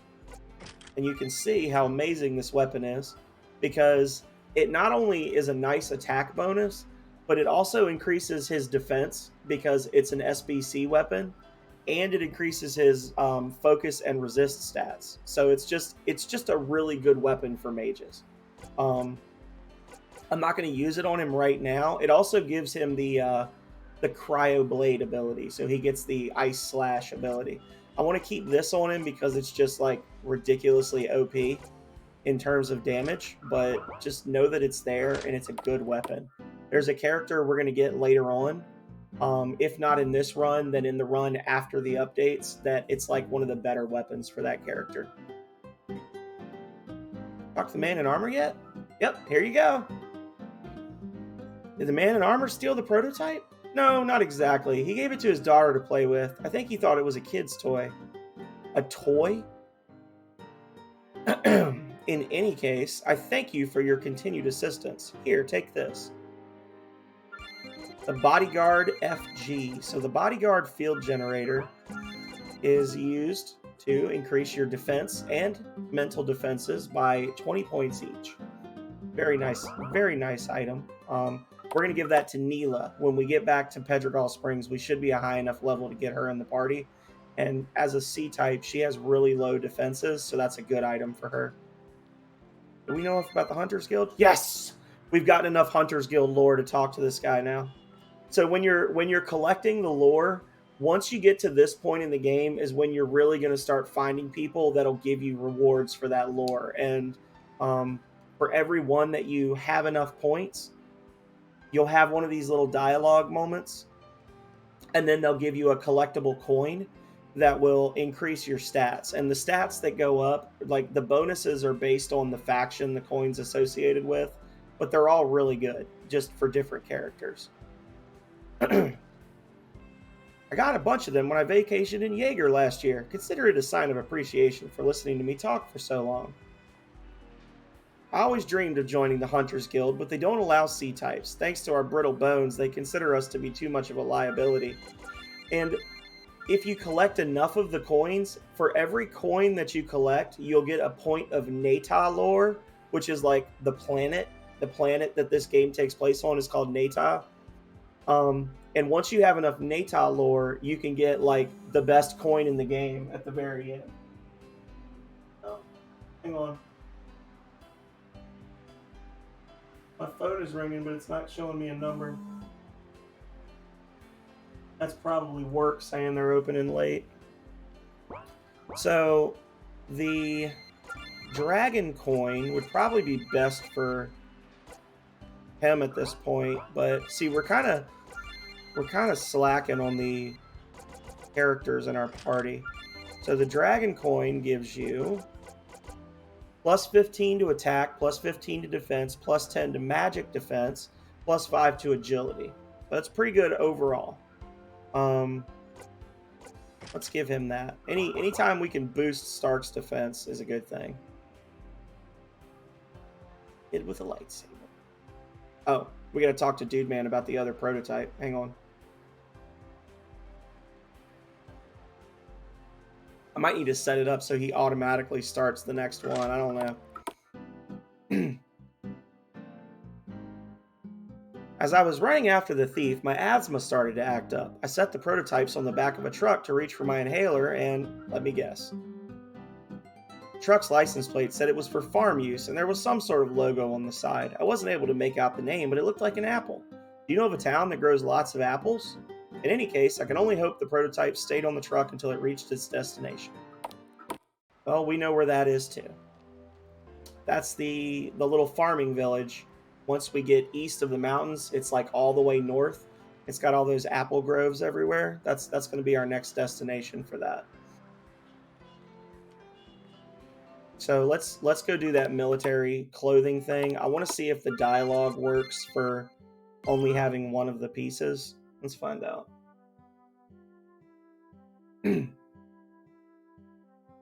Oh, there he is.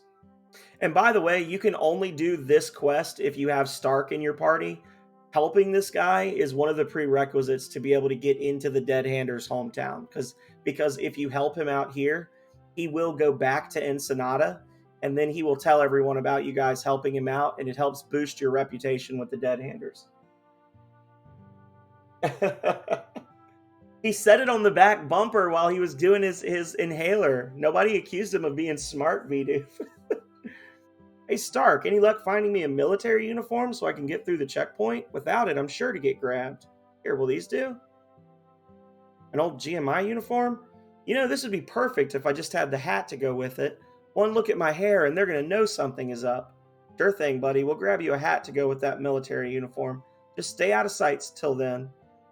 Okay, so that's good. That works. We know that works. Let's go get him his hat, and then we can start heading east and do the Icarus quest. Because now we have our passport, we don't have to go through the mountains again.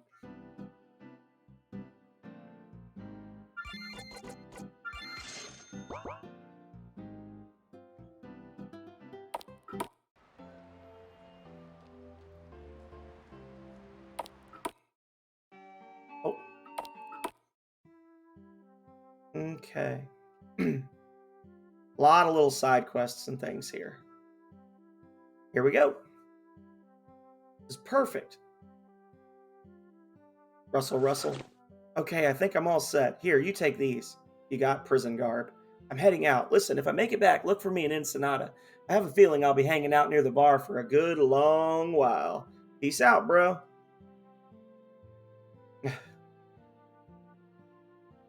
Okay.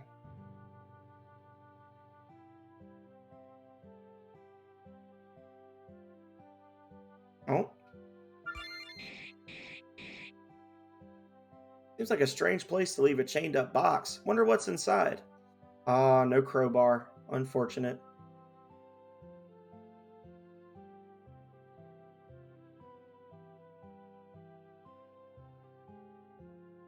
Nothing going on here. I work at the prison, but I'm on my smoke break now.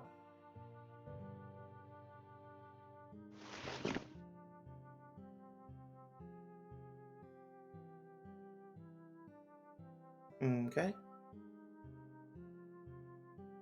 I want to help Mom and Dad so I can take over the farm when I'm older.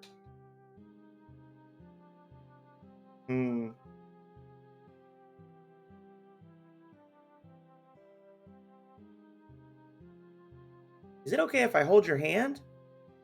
Yeah, sure. Trollop.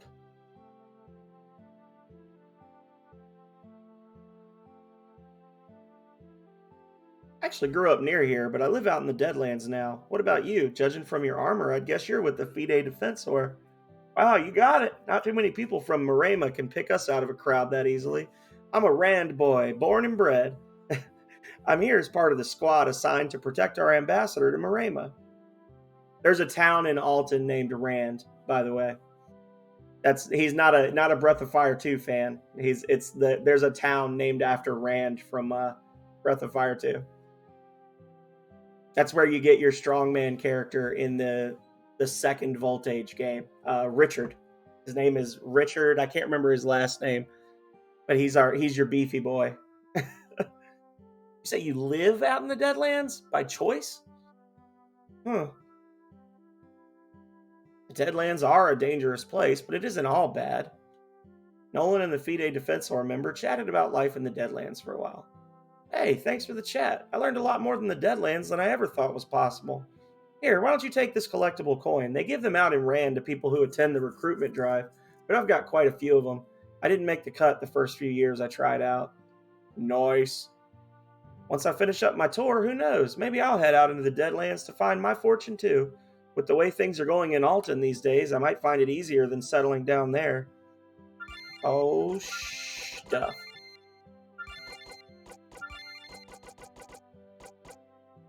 Nice. Nice little coin.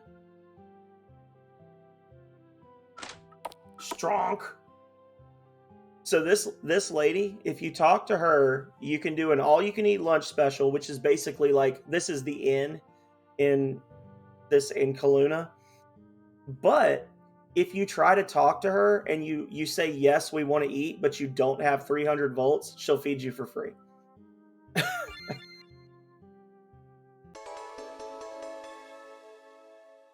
So full. So she's a nice person.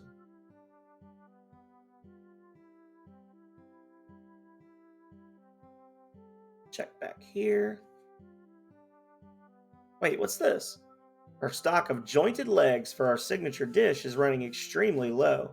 They need 6 bundles of jointed legs. How many do we have? I think we might have exactly 6. We have exactly 6. Hell yeah. Are you Kara? What? Who are you? Customers aren't supposed to be back here, you know. I'm sorry. We heard the kitchen was looking for some ingredients. What? Are you talking about the jointed leg? Oh my god. They're getting bigger. I guess it doesn't really matter so long as we get restocked.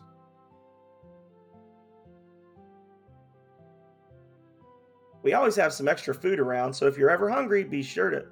Oh, that's not good. Okay, hang on. She is not in our party, and she's talking. Armin talks when not in party. Mountain View Cafe. That's an important thing to fix.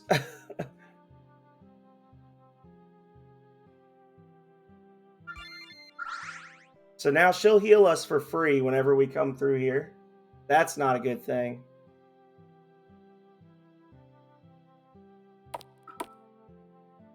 Okay, so everything in East Side is done.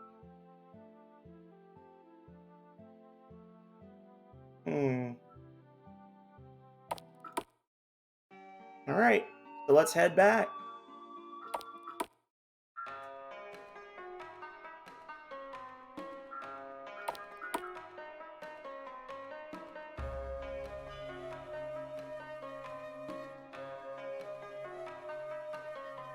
They want that pink-haired kid so badly. Why don't they send someone to get him? We have enough work here without wasting a day on a delivery run. Seems like such a shame to throw that pink-haired kid in prison just because he stole some stuff. I think people back west forget how rough life can be out in the Deadlands.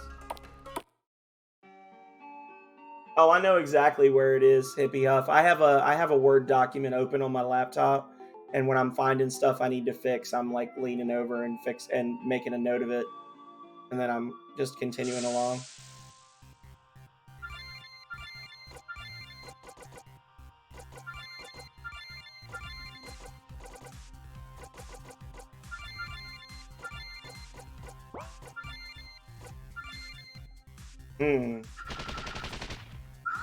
Oh, well, that wasn't very good. You shall be Saint shit.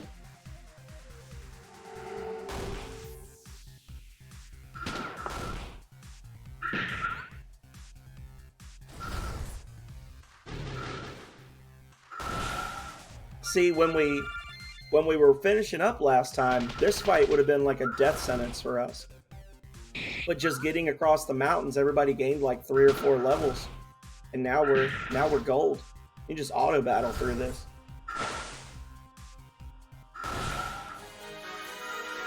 Oh, okay. Yeah, I'll remember it. I know exactly where it is. But thank you.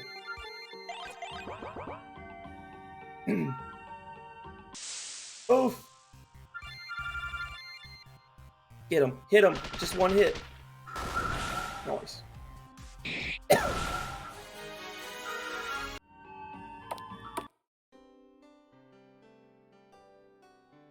Excuse me, sir. We were wondering if you found any odd packages on your truck after your last delivery. Hey, yeah, I actually did. My son figured out how to turn it on, said something about a magic space fighter, and headed off to pick apples. Was it just one package, though? We had hoped you might have found 2. Yeah, sorry, just the one. The road to get here is pretty bumpy, though. In all likelihood, it bounced out as I was heading through the woods. Perfect.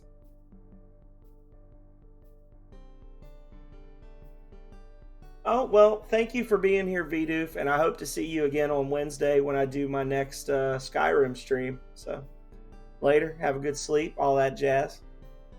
I'm sure I will probably see you in somebody's stream tomorrow while I'm working. I'll probably be listening in on people playing, so. Let's go talk to the driver's son. He said he was in the orchard, right? Hey, look, there's Denaz. There he is. Have a phenomenal day, my friend.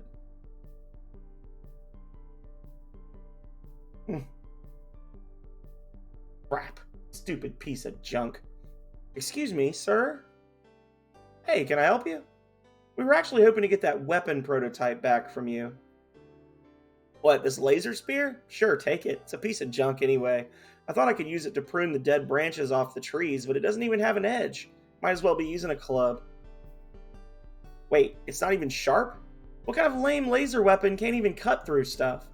Right? That's what I said. Well, in any case, we should really be getting this back to SBC. They've been looking for it for a while now. Sure, not a problem. Here you go. Thank you. Tell SBC they should make that thing's blade sharper. If they did, I'd definitely buy one.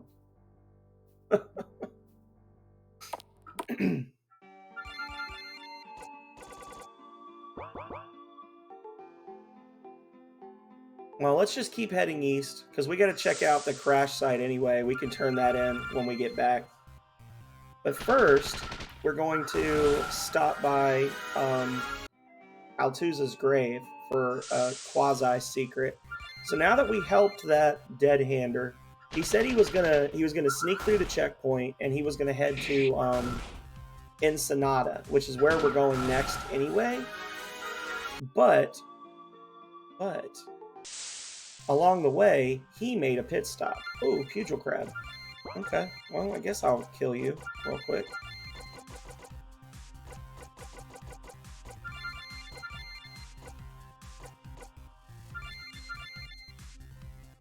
Zap.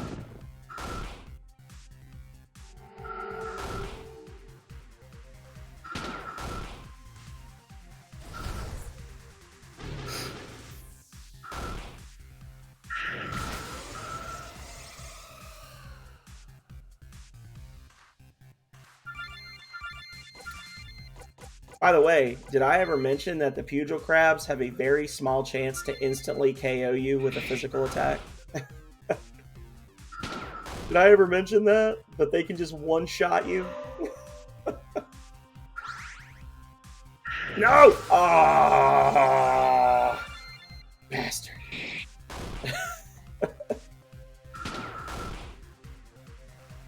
Oh, well, that's not going to do anything. Durr.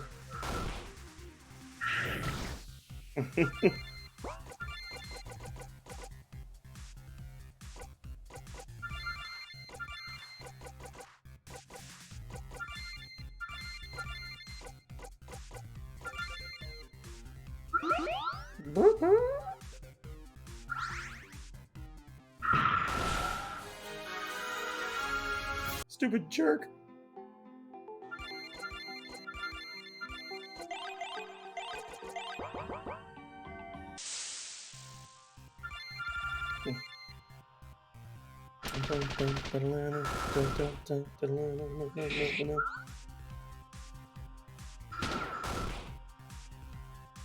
Oh, well, that's not going to do anything.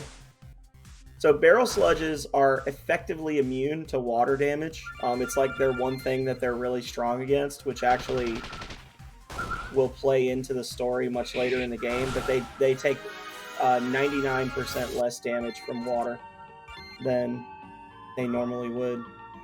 I need to put Malik on him. I don't know why I wasn't using it before. Oh, get through there.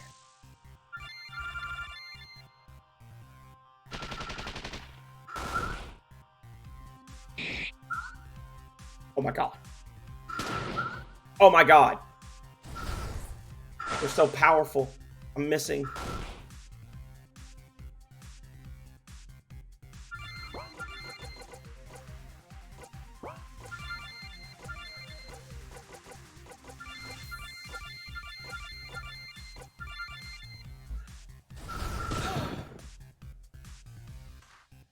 These sludges are fucking me up. Well, they're not really. They can't hurt me, but I keep missing them. Let's see. Add shortcut from west of Altuza's.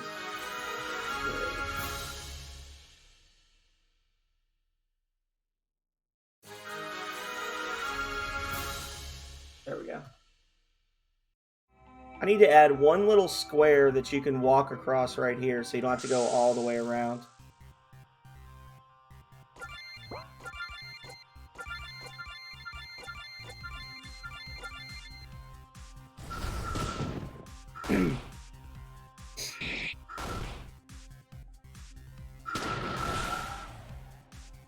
You know what? I think we might be able to kill Butch the Spider this time around.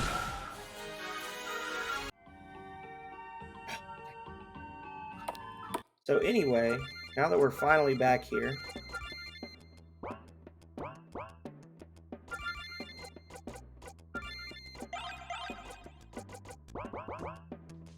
if you come up here and check these this clothesline right here. Wait, are these the clothes we gave to that dead hander back in Eastside? Sure seems that way. So should we take them? Why not? He's obviously done using them. And you get your military clothes and your hat back. Heh, what goes around comes around, I guess.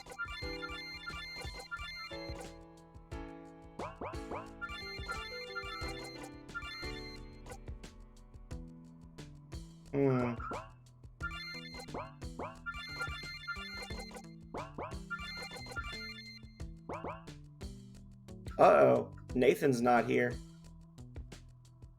Where is he? Let's kick this shit out of Butch while we're here, if we can. Reach in the hole.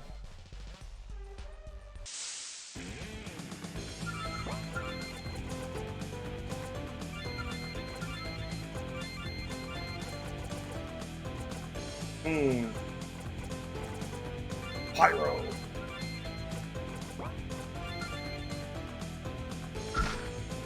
Oof! Oh, he's hitting me twice! Oh god! He's so powerful! Which is so strong. I should have had him use recover. Nice. So he'll lose 10% of his max HP every turn from Consecrate for at least a few rounds. And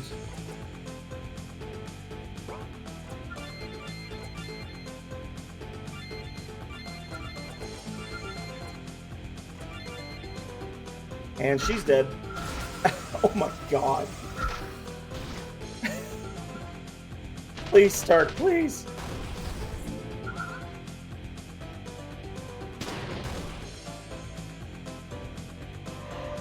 Which is so strong. It's too powerful.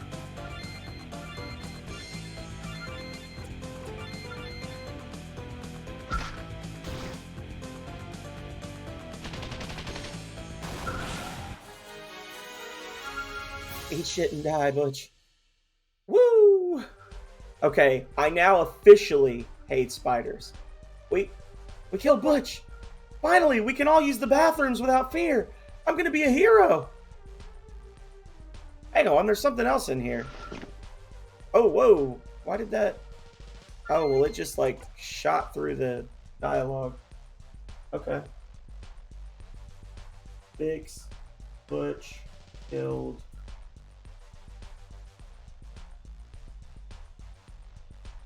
Well, what we got, since it shot through there faster than the human eye could see, was we got another S9 Tagusa, which is a good gun, but we don't need it. And we got another bullet mod, the 21.29 Monomyth, which will give us the water, earth, and wind bullet abilities.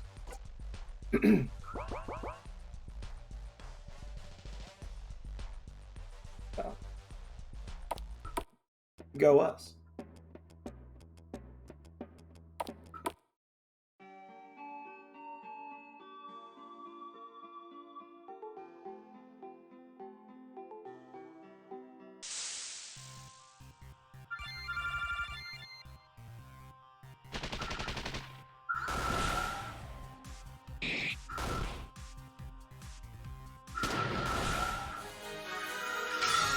Noise.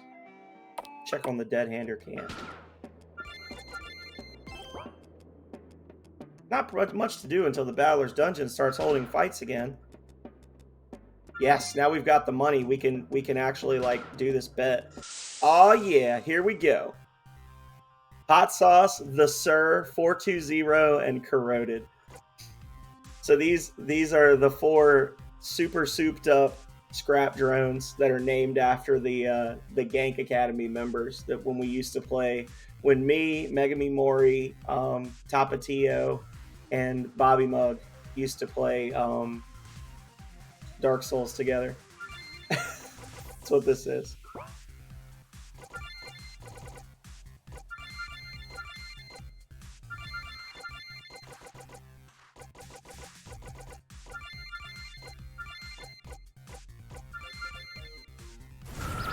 Obscuring Mist.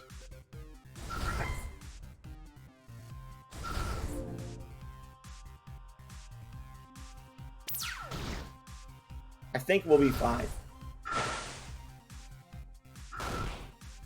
We're over leveled for this fight at this point.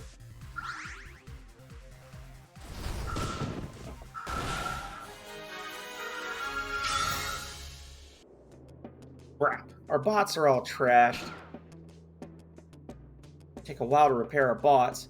And it's all your fault. I mean, obviously they were going to get smashed up a little bit, but you totaled all 4 of them. We'll need 4 new processing units just to get them running again. Sorry, you guys didn't exactly go easy on us either, you know. That's true, but how am I supposed to tell a robot to take it easy on someone? Is it a Hobbs? It's a Hobbs. Hello, Hobbs.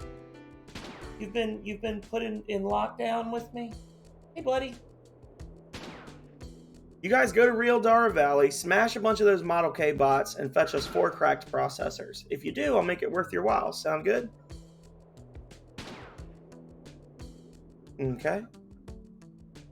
You again. Want to buy anything? Ooh, this stuff is still very expensive. If you wait until you're actually allowed to get into Ensenada, that gear will be much less expensive. Let's approach the truck. Did you want to buy any charms? They're all handmade. We used to be part of the gang in Okarango, but the Dead Handers showed up and started making a push to reclaim the town. Boss wanted to fight them, but not us, so we grabbed our stuff and got out of there while we still could. Figured this was as good a time as any to give up the scavenging life, maybe find a little spot out east and set up shop. Want to buy one of my good luck charms?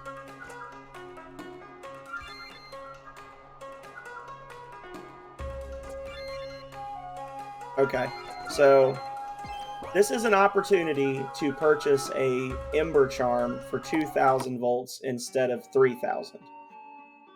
Whether you buy the charm or not, this guy should appear back in Pedregal Springs and start selling charms. And you'll be able to do extra quests for him later on that will allow him to make more charms so that eventually you have all of them available to you in one spot. But let's make sure he actually showed up like he should.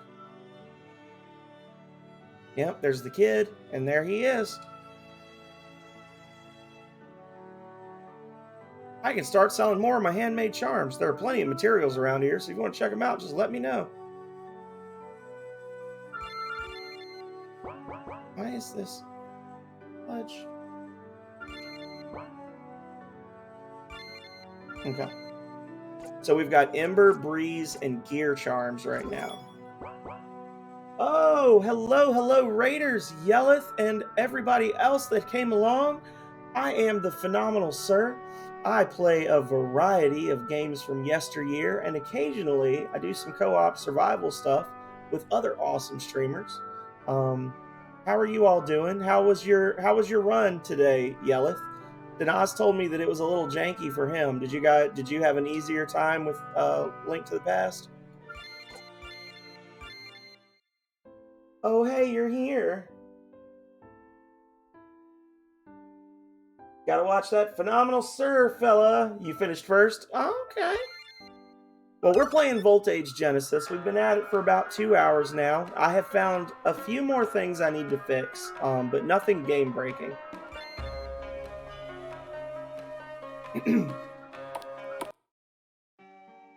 I got you. Also, hello, Benzo, Electro Llama. How are y'all doing? Hopefully you're both having a great day as well. Okarango. We already talked to that guy. I don't think there's anything else I can do here right now. No. Okay.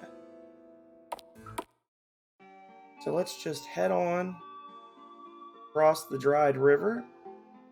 And do I know enough about Dead Handers yet to get the skull coin? Damn. Okay. Still not. One day I'll know enough about the Dead Handers. So we're here to check the we're here to check on the crashed Zeppelin. But first, oh look, our bounty hunter friends are back.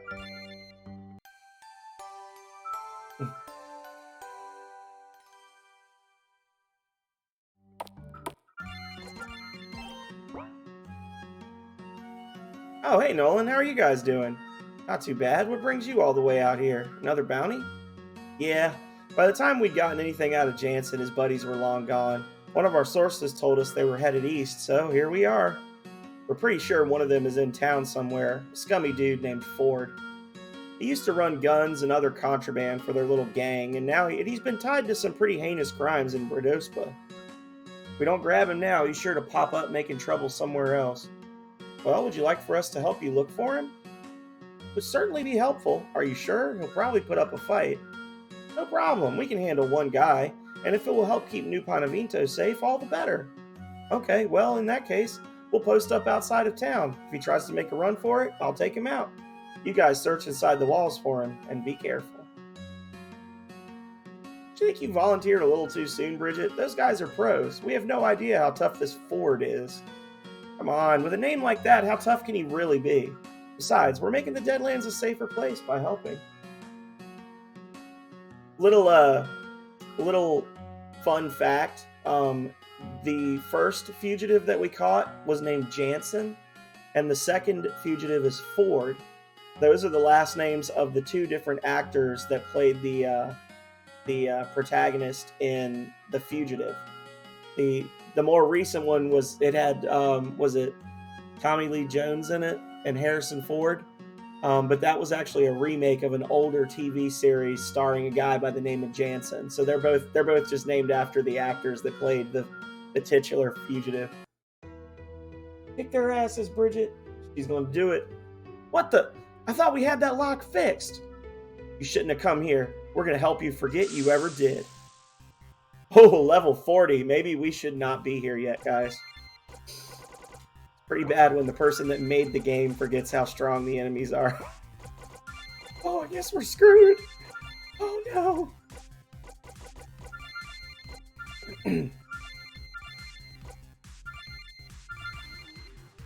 Oh, don't do that. No, don't do that. Oh.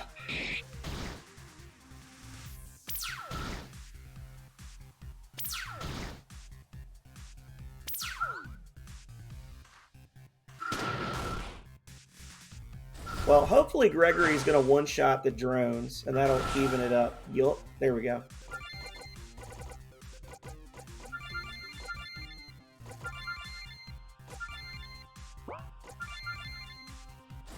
Oh, no. Good fun fact. There's a lot of good fun facts about VoltAge. I just because of the way I am, I have done a lot of little inside jokes and references and things all over the game. So there's a lot of that in here. And then the third and final fugitive that we'll have to track down is Nemo from, like the most famous fugitive in literature, right? The Captain Nemo from 20,000 Leagues Under the Sea. So.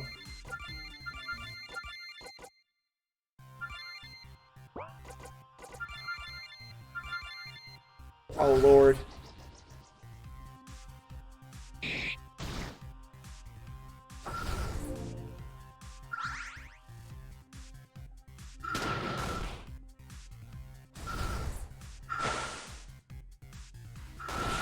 So did you play something? I'm assuming, Yelleth, that you played something else after you were done with Link to the Past. What else did you play? Did you do just some more practice runs, or were you playing Ninja Gaiden, or what? I guess I could just find out by off to Slumberland to catch Little Nemo. One day, Benzo, I would love to play that game on stream. I had that game on the Nintendo. Super Mario Brothers 3. Okay. Guess we can't stop you. Ford's gonna kill us. Yeah, well, not today he won't, because my ass is out the door. I will not be fighting the rest of them. Because Ford is actually really tough. He's one of the toughest. Ford is one of the toughest bosses pre-Mateo in the game. Even though he's just one guy and he doesn't have any AoE abilities or anything, he's really tough. Oh wait, hang on. I need to talk to this person in here. Okay. That's a piece of Alton lore that we just got. Let's head on to the crash site.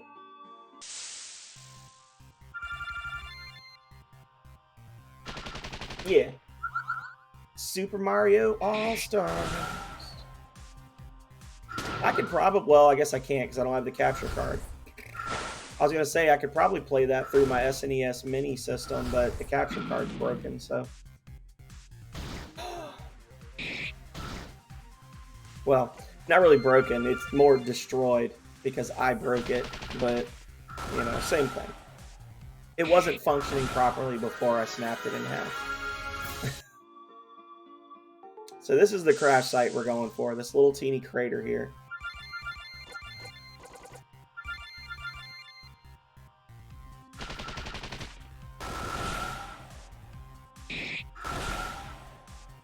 Come on, Nolan, don't let me down. Oh, Nolan, you disappointment.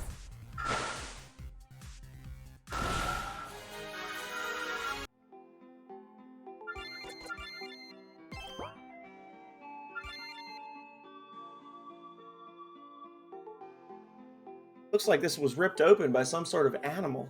Crap, looks like we've got company. Hey you, this salvage is ours. You better get lost if you know what's good for you.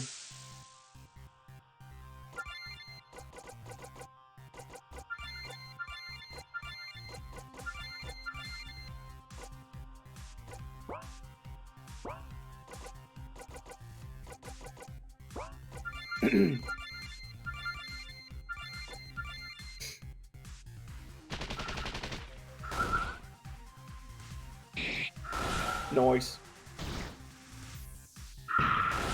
Yeah, F you. Drink your Ovaltine. Looks like some scavvers caught wind of the crash. If we stick around, I'm pretty sure we'll end up having to fight more. You should continue searching the area until it stops giving you the option to search the area. That tech there, it looks valuable. Hand it over. Although, honestly, I should probably test out each of these. So I'm going to start another. I'm going to just drop down one. I need to test each of these and make sure that they all work correctly. Because I pretty much just always do this version. But I guess in theory, if you were like not strong enough to handle multiple fights, people might choose not to.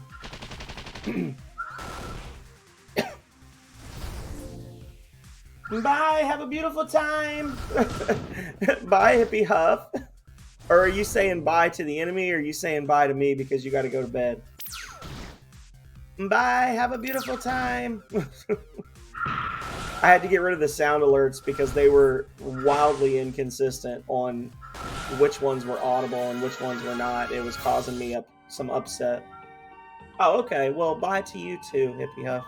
It's great to talk to you. I hope to see you again. Hopefully you guys are still feeling all right. I know you said you had like a possible exposure event, so.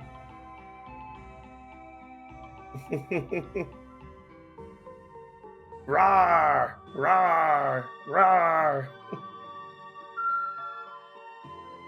I might be able... So, Retro Island Gaming, he's got like hundreds, I think. Definitely dozens. Definitely over 100 of the little commands built into his stream where you can do like exclamation point and then a command word. Maybe I'll be able to set some up that have like specific command phrases that'll play the sounds that are like louder. But I don't want to charge people bits for it because Audrey spent some money in my chat recently and literally like couldn't hear it. So it was kind of like she just threw $1 in the trash can. So that's why I turned it off. Wouldn't there be pieces of people left? Perhaps the Dead Handers came and rescued the survivors? I don't know, Gregory. The Dead Handers aren't really the rescuing type. That hurts, bro. We aren't tree huggers, you know. Either way, if there were survivors, then we need to let Amelia know. You know, I can't believe I'm saying this, but do you want to maybe head to Ensenada? It's just east of here. Could be we can get some more info about what happened. Hey, where do you think you're going? Yo, we were just leaving. Feel free to take whatever you want from the wreckage. Yeah, right. Now that you've gotten all the good stuff? I don't think so. Hand it over now. Uh-oh. They mean business, y'all. Oh.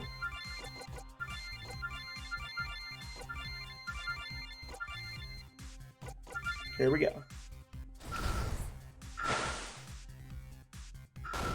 Leo ran board. Is that like a thing that you use for streams, Yelleth? Or is that a streamer?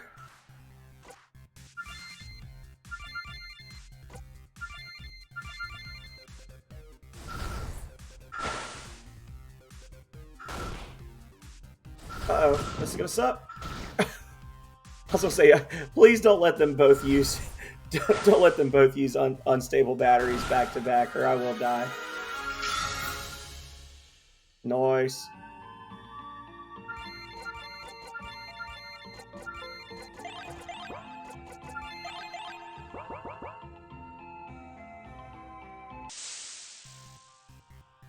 Oh, okay. I do need to check that out. I know some people have a thing set up where when they shout you out or when you For when they shout you out, it actually plays a random clip from your channel. That'd be a cool thing to do. Okay. Wait right there. Yeah, don't take another step. We actually don't want to come in. We just wanted to talk to Zebulon Gilkos. Can you call him for us? Geez, Nolan, you can't just show up and expect the ace of spades to come roll out the red carpet. You don't get to decide when to talk to the boss. Right, you pray he never comes looking for you. Well now, I don't know. Uh-oh. He's wearing a purple suit, you know it's serious. I'd hate to be known as a bad host. I've been hearing about a crew out of that new settlement east of here. You match the description, and the way I hear it, you're pretty tough. So, maybe you're exactly what I've been waiting for. You're about the crashed Zeppelin, aren't you? Well, don't worry, the survivors are being kept here safe and sound. Take this letter and give it to whoever's in charge at the Zephyr Airways office. I'd consider it a personal favor.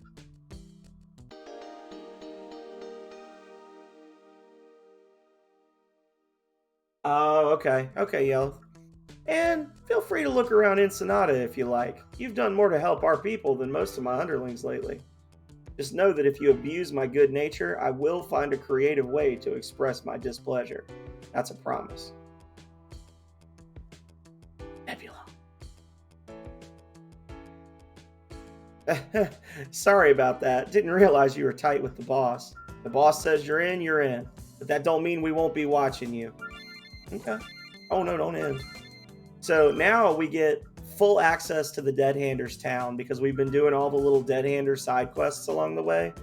And we get to find out all about them. I love the Dead Handers. They are definitely my favorite faction in the game because they are very much misunderstood.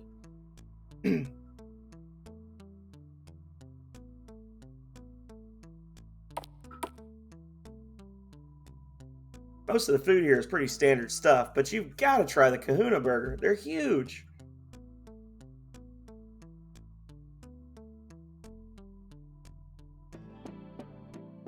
My grandma is getting too old to take care of this place by herself, so Zebulon gave us permission to help her out. He may seem mean, but he always has our backs. Anyway, just let me know if you want a snack. Ooh, tasty, tasty food. Yo, back up before you get burned. Hey, what are you doing in the prep area? Better not go behind the counter. Hello, dear. I don't believe I've seen you around. So tell me, are things out in the Deadlands as bad as they say? No, it's not all bad. Life can be hard for people in the wastes, but for the most part, things are getting better. The more we cooperate, the better life will be for everyone. Cooperate. That's what the Moraymans told us to do right before they started kicking in our doors and shooting at us. As far as we're concerned, the Deadlands will always belong to us. Regardless, you all look hungry, and if Zebulon says you can wander around here, then I'm obligated to sell you whatever you may need. Don't worry, I charge the same prices for everyone. What would you like to buy?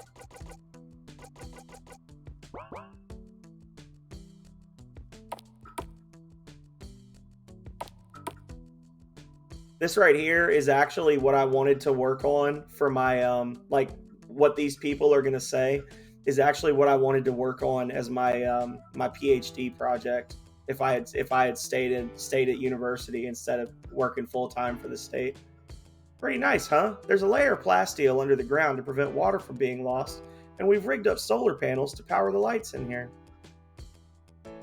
We all take turns working the greenhouse. Zebulon says it's important for all of us to know how to grow food in case something happens and we have to rebuild. From what I hear, we weren't always farmers, but after Monolito, we realized we had to be smarter about food. Most of the food for the Dead Handers comes from here. The canned goods we steal from the caravans is saved in case we ever need to hole up in the mountains.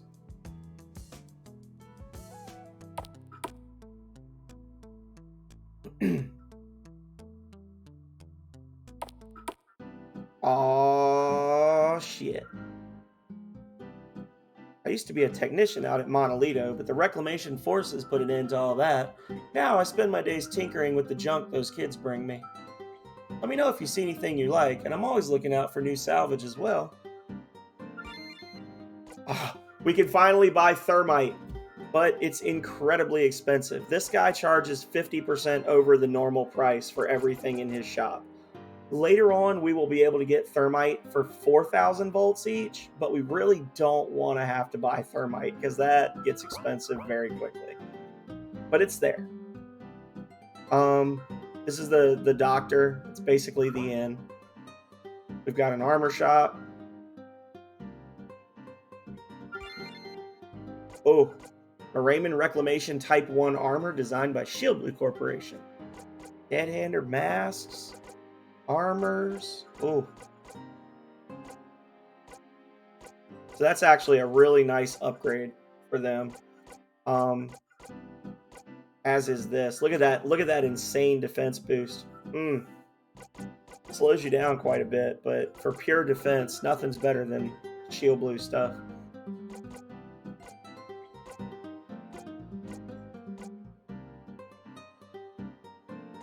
I have 2 dead-hander masks and I'm not using them? Why? Oh, because I have hide helms on. Okay. Well then shit. There we go. Accessories? Nice.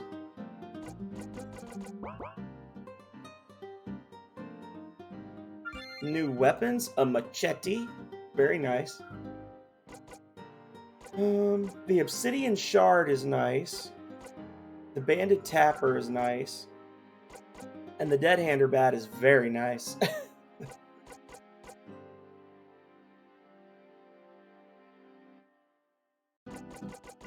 We can get a free machete very soon. If you buy a machete now, it'll give you early access to some extra items and things, but it also gives you early access to an area where you will most likely die if you go in there now. So just be aware.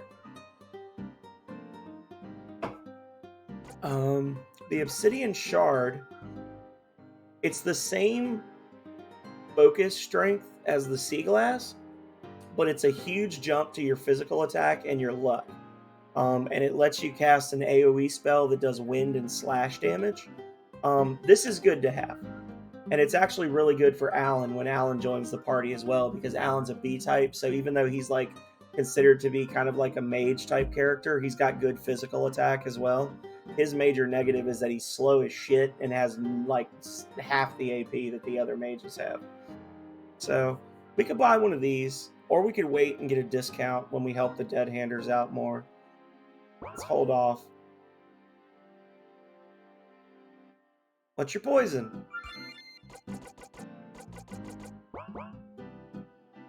Deep in conversation with the man next to her.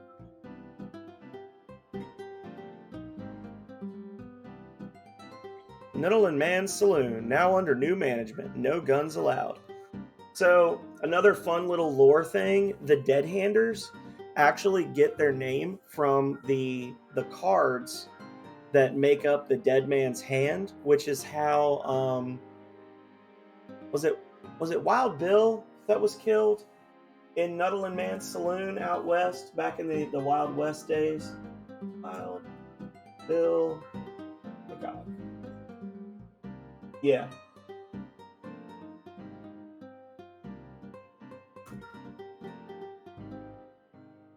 A folk hero of the Old West, known for his life on the frontier as a soldier, scout, lawman, gambler, showman, and actor.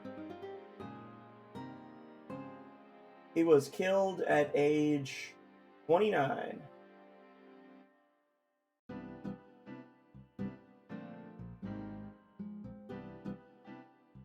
But anyway, the dead man's hand is the poker hand that he was, the poker cards that Wild Bill had when he was shot. He was accused of cheating in poker in a saloon and was shot dead. And he had the ace of spades. According to legend, he was holding the ace of spades, the ace of clubs, the 8 of spades, and the 8 of clubs. And then his whole card was either the Queen of Diamonds or the Queen of Hearts, but people disagree.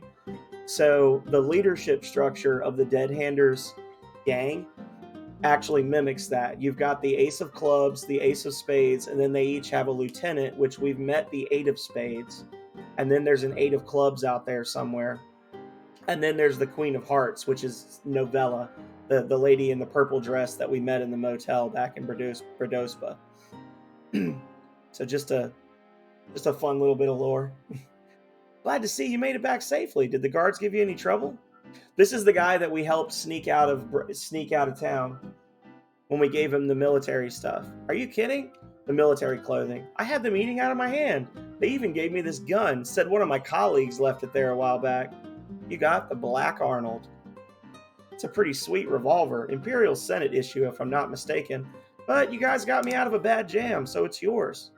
I ditched the clothes you gave me back in Altuza's grave. Sorry, but I didn't want to get caught wearing them out here. My luck, one of the guys would pop me thinking I was a spy from Garen. This table's for hearts only. Huh? Oh, hearts. The dead handers are made up of 3 groups. The clubs, the hearts, and the spades. The clubs and the spades each have an ace who I literally just told you guys this. The hearts just have a queen who has a say on any matters that affect the women of our crew. Wait, I thought Zebulon was in charge. He refuses to meet your gaze. A little bit of a leadership struggle going on in the Dead Handers gang right now.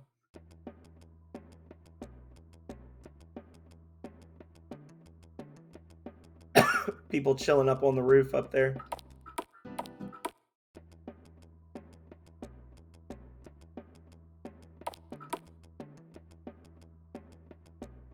Say, I don't often see long load screens in this game.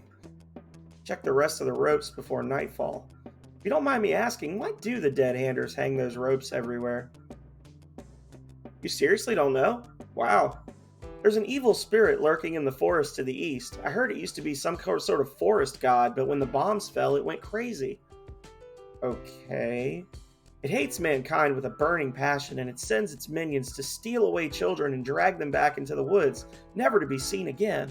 But long ago, one brave dead hander went into the woods. Everyone thought he was dead, but apparently he came back 3 years later, saying he survived in the woods by making rope talismans to protect himself. Ever since then, we hang knotted ropes containing bones and other mystical talismans over our windows and doors to keep the tall fellow away. The tall fellow? Laugh if you want, but we haven't lost a single kid to that evil monster in over 50 years. I hope he sits in his forest and starves.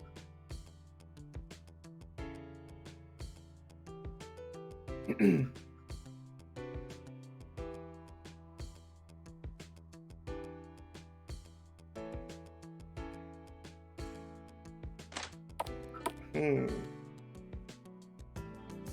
photo of a group of men wearing reclamation gear. Wait, what's this? You got dusty dog tags. Aw, yeah. New set of dog tags, y'all.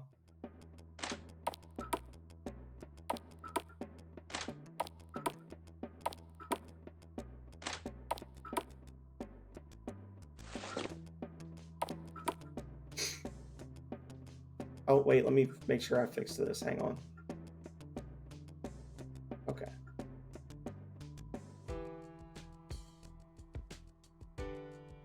I need to get rid of that rock.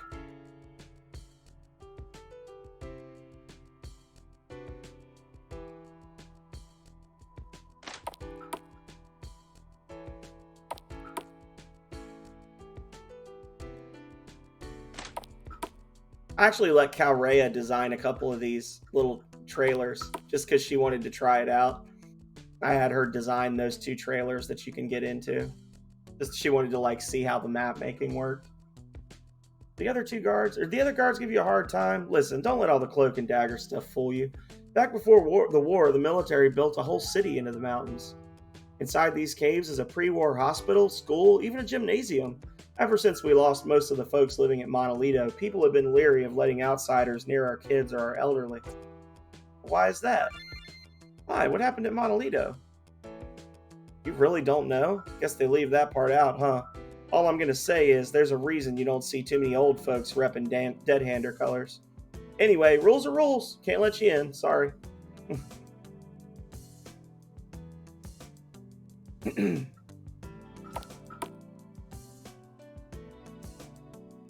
Well, that was a fun little segue into Dead Hander territory. But now we are on our way. We can drop off our dog tags while we're over here. Found these on a dresser in Ensenada. Do you think they were stolen from a soldier? Perhaps, but it's far more likely they belong to a deserter. I'm sorry to say I was at Monolito when the order came to clear it. The Dead Handers are right to hate us. Hopefully he was able to save some lives. Here, I want you to have this, by way of thanks. Riot armor. Okay.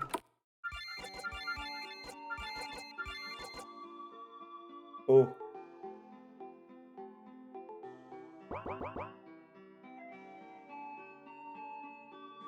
So now we can head back, give the letter to Amelia, and start advancing the story a little bit.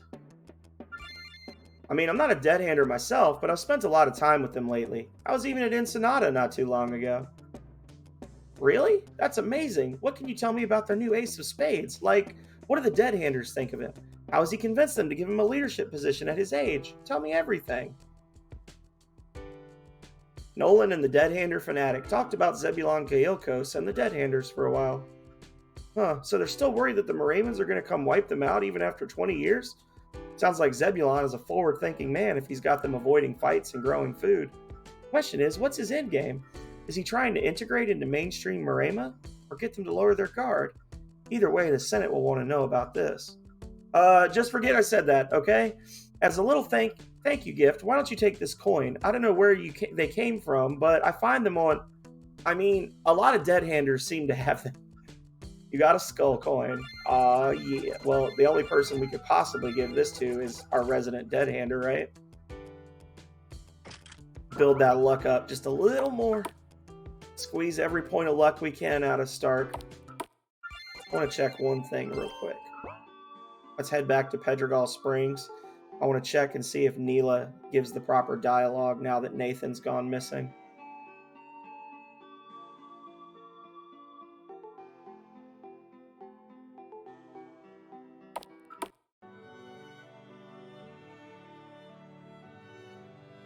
Have you seen my brother lately? He's never gone this long without making contact. I keep telling him not to go there. That fake passport of his is going to get him grabbed at the checkpoint one day. It did. Make sure he's not in here. Okay, he's not in here. Religion. Cool. We'll be back to talk to you in a minute, Carmen.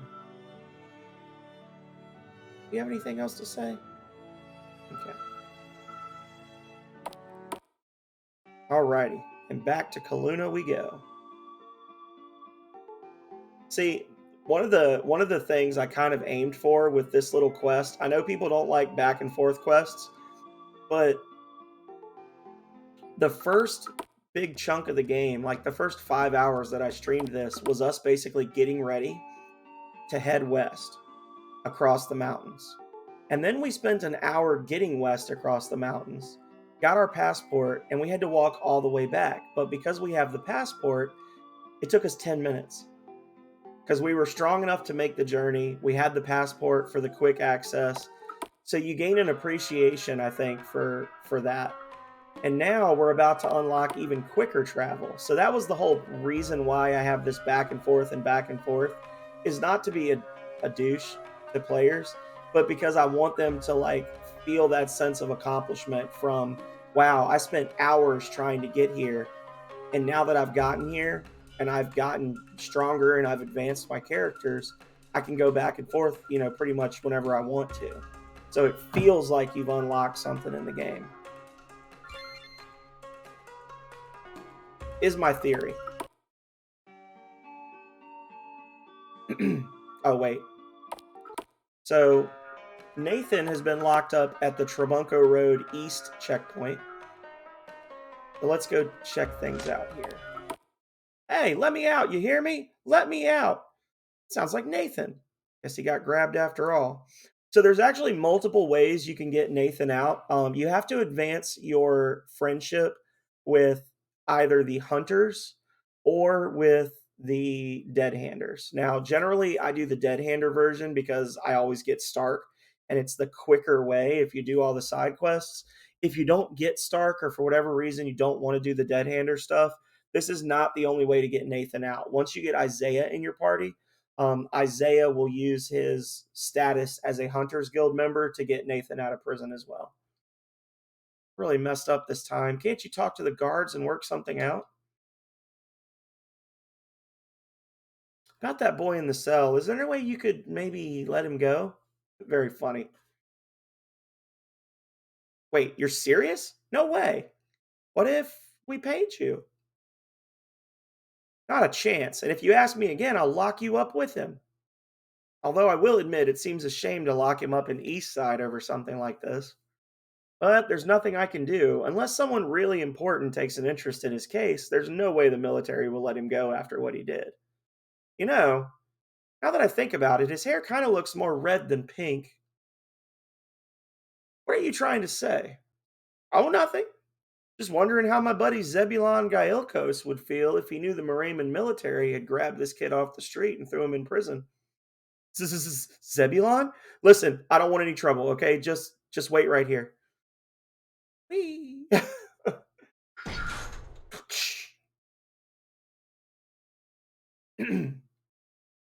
All right, here are your things. Terribly sorry for the misunderstanding, young man. Thanks a bunch, Nolan. I'll see you guys later. When you get a chance, come talk to me at my family's shop, okay? I have something I want to give you.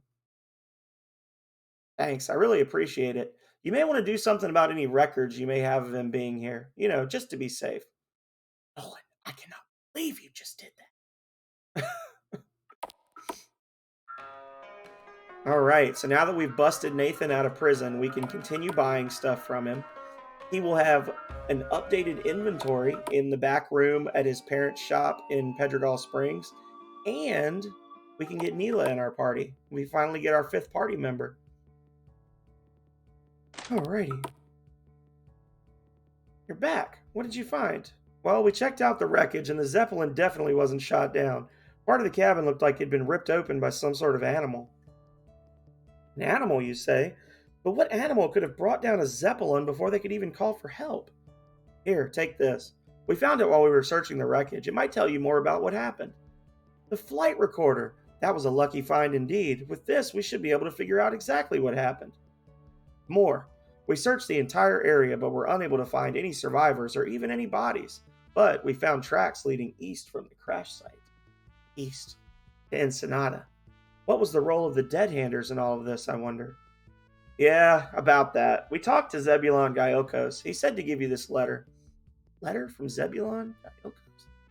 The information you have given me will require careful consideration. Please, allow Zephyr Airways to pay for you to stay at the inn tonight.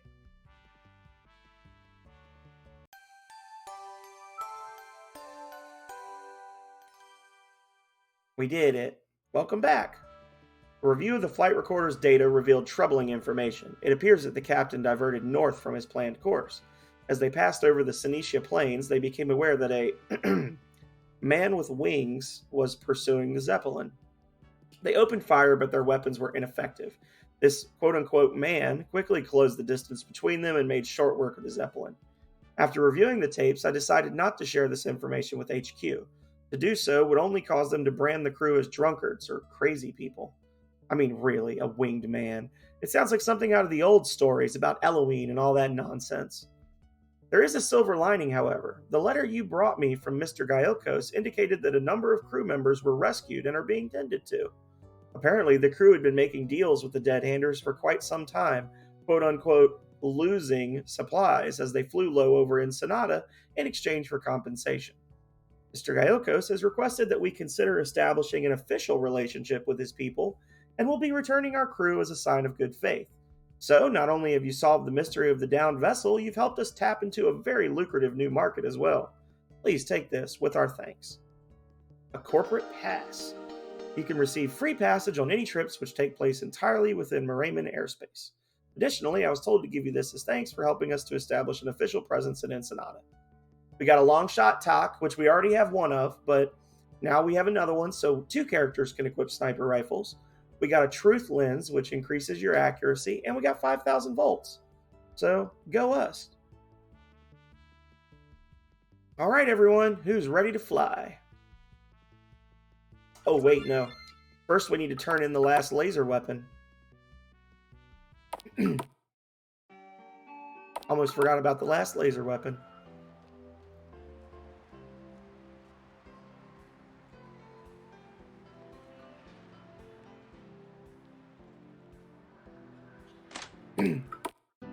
Hey, what's going on over there? I'm telling you, I'm innocent. Excuse me, is everything all right? Name's Harland. I'm a private investigator, and you're actually next on my list. Hold on just a minute. This guy's been running a con job on you. While he had you running around looking for the other prototypes, he's been back here with the FPU fan trying to reverse engineer it so he could sell the designs to Garen. What? That can't be. He told us he put the last 2 packages on the back of a truck. Nope. I pulled the security footage from Stonewall Goods. He clearly set 1 package in the back of the truck, looked around, and put the other one under his coat. He's as guilty as can be. So losing all those other prototypes was just an excuse? Making it look like you lost them all, and then when we come back with only 3 of them, what? Blame us? You don't understand, It was all their idea. They threatened me, told me if I didn't help them, they would... You creep! I oughta... Biffed. In any case, since you're back, I assume that means you found the 3rd and final prototype? Yep, we sure did. Excellent. If you could please hand it over now. Sure, here you go. Guess this means we aren't going to get paid for this one, huh? On the contrary, we're most grateful for your help and would love to be able to show our gratitude.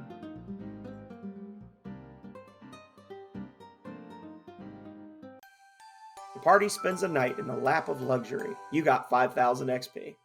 Bridget is now level 26. Gregory's 26. Stark is 27. Throat punch learned. Hell yeah.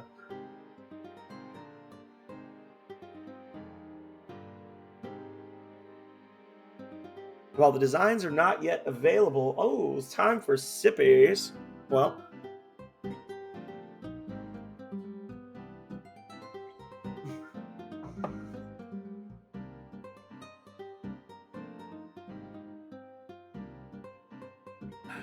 While the designs are not yet available for widespread purchase, we have enough on hand to allow you to buy them for your personal use.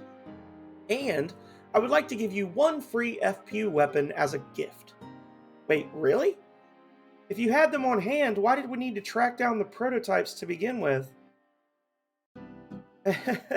Well, that's a bit complicated. In any case, which of the weapons would you like to have? So what do we think, guys? Poll? Well, I guess we can't do a poll with 4... Can we do a poll with 4 options? Let's test it.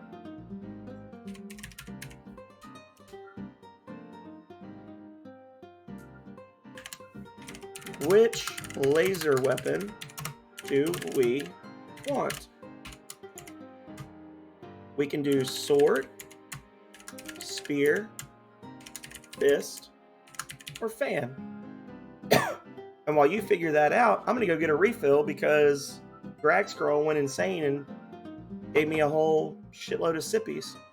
So, we can still buy the others, but it's just, this is the freebie. And they're not laser weapons, they're focused projection energy weapons. Damn it.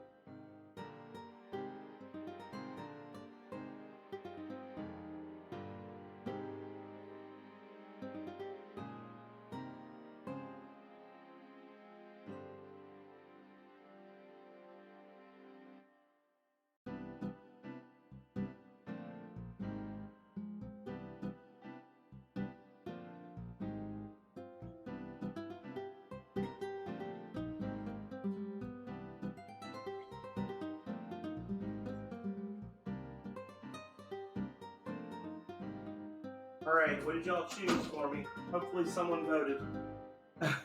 Otherwise, I'm going to be really sad. Oh no, we tied. We tied between spear and fist. Well, I guess we'll flip a coin then. Use this chapstick lid as a coin. Heads is spear. Tails is fist.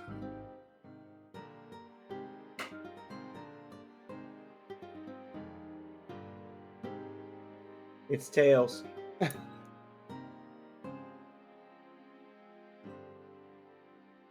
The fist it is. We'll take this one. These things are pretty cool. I wonder if you could punch a bullet out of the air with these bad boys. All right, here you go. And remember, you can always buy a... What are you talking about, Stark? What are you smoking, bro? Punching bullets?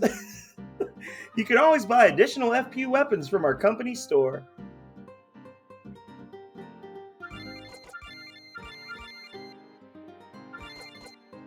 Look at that amazing jump in damage with the Black Arnold.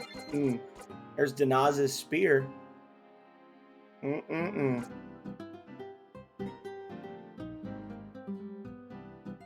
So the revolvers, it doesn't look like a really fancy one, but the revolvers actually have a nice critical hit bonus. And Imperial Senate of Garen stuff is more accurate than normal. So with this weapon, you actually have over a 100% accuracy rating, even at low levels. So it's a nice weapon. But the Malik is also a revolver, but you can see there's a 5% difference in accuracy between the two. Oh, Elfisto.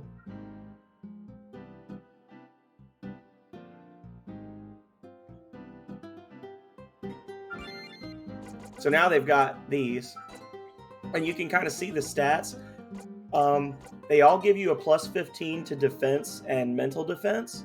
They have really nice mental focus bonuses. All of them, except for the spear, actually do more for your magic attack than your physical attack. The spear is the only one that's flipped the other way, just because of the way the different stats work for different weapons and things.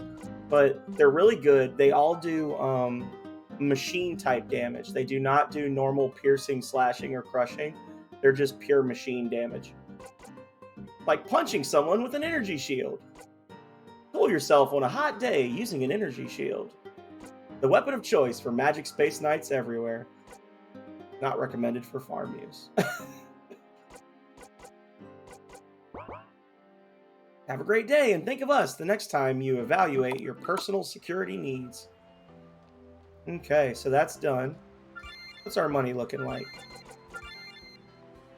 I think we might be able to swing a quasi-secret here. Let's see. See if we can sell some stuff. Chickadee.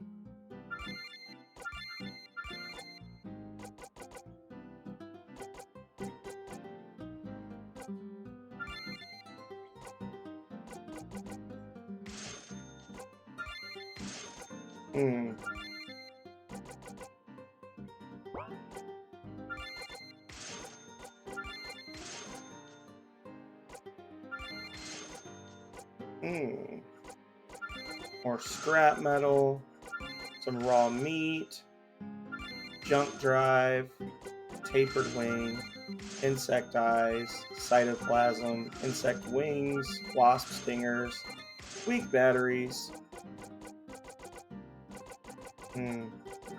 Sell the whiskey.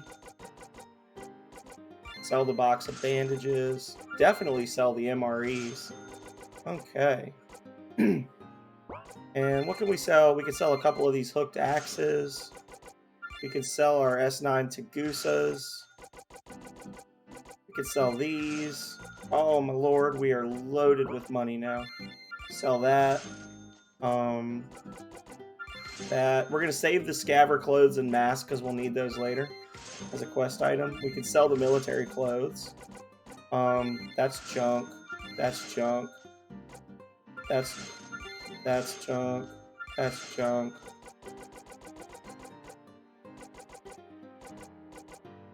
Alrighty.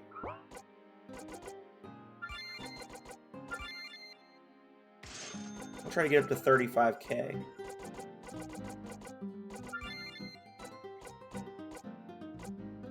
Boom. Okay. So let's go get our extra party members, and then we're gonna come back here and we're gonna do another little quasi secret thing, with the Hunters Guild training. So let's fly back to Pedregal Springs real quick with our corporate pass because we're fancy boys and girls. All right, we have you booked. Enjoy your flight.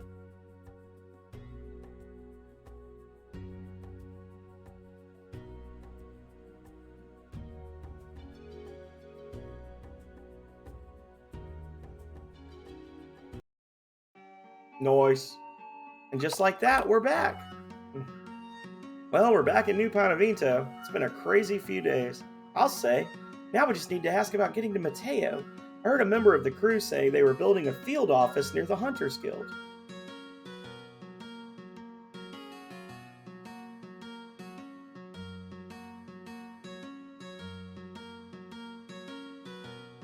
I'm sorry, did you need something? We're quite busy. Yeah, when's the next trip to Mateo? Mateo? Oh, you must be the mercenaries Amelia told us about. She said for you to speak to her as soon as possible. She's staying at the inn here in town. Okay, well, we're not going to do that just yet because we've got even more, that's right, side quests to do. So, as you may recall, when the incident with the dragon occurred, we were unable to send reinforcements from the Hunters Guild because our recon team had run into trouble and needed to resupply. Well, it turns out that the trouble they spoke of was a particularly vicious lumber beetle roaming the dead forest to the south. We've attempted to slay the beast several times now, but with our forces split between New Panavento and Pedregal Springs, it's been difficult. Please, travel south to the dead forest, find the executioner, and kill it. We're gonna do it, y'all. We're gonna go kill the executioner. This is actually really funny because this enemy is not tough at all. And it's not because I designed it that way. It's because there's literally just no way to make a single lumba beetle powerful. The only reason it's so dangerous that I can explain is the fact that the Hunters Guild are not using a full party. Normal lumba beetles have a chance to knock you down with each attack. The executioner has a chance to KO you with each attack. But if you have a full party, it's not going to have enough time to kill your entire party before you can wipe it out. So it kind of becomes a vicious punch, which may cause silence. Dirty, but effective. It kind of becomes a trivial thing to kill. Throat Punch is a good ability, by the way, Yelleth. I saw you commented on that earlier. Throat Punch can silence people. That's another Stark special.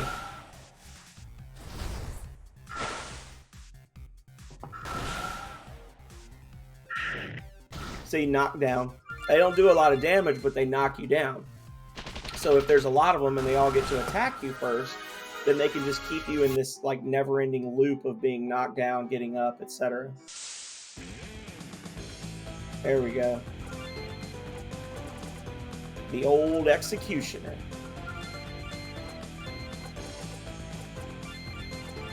But unfortunately, the executioner ain't shit. Critical hit. Okay. Maybe he is. Maybe he is. The executioner is moving strangely. And we killed him. Got a large mandible? Hell yeah. Looks like part of a hunter's uniform stuck in that thing's mandibles. So the main purpose of this quest is to kind of help the player become familiar with the idea of the rare monster hunts, which don't really take off. There's another rare monster hunt for the Hunters Guild, but once we get back from Mateo, which will probably be on Friday's stream, we're going to get a lot more of these rare monster hunts where we have to go run around a specific area, and the monster is always on a specific square. So it's not like you're just running around in the woods waiting for a random encounter. it's actually in the same spot every time. You just have to follow the instructions and you'll find them. But there are a lot more powerful rare monsters than this one that you'll have to tackle in the future. So that's more of a thing where like we're gonna fight this, and then we're gonna fight a colossal millipede later, which is literally like a 40-foot long millipede,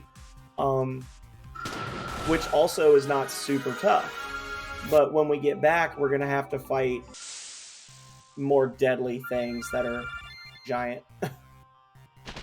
There's also a giant shell beast that we have to fight in Akoro Village. I've been avoiding those quests because they tend to be a little more difficult. Jurgen doesn't care as much about your safety as some of the people. But talking to the guy in the watchtower in Akoro Village, he will actually give you quests to go track down packs of enemies and rare enemies and things that are threatening the village. So, oh, Nathan's not back yet. So now that we've done this, this will help us build up our Hunters Guild rep.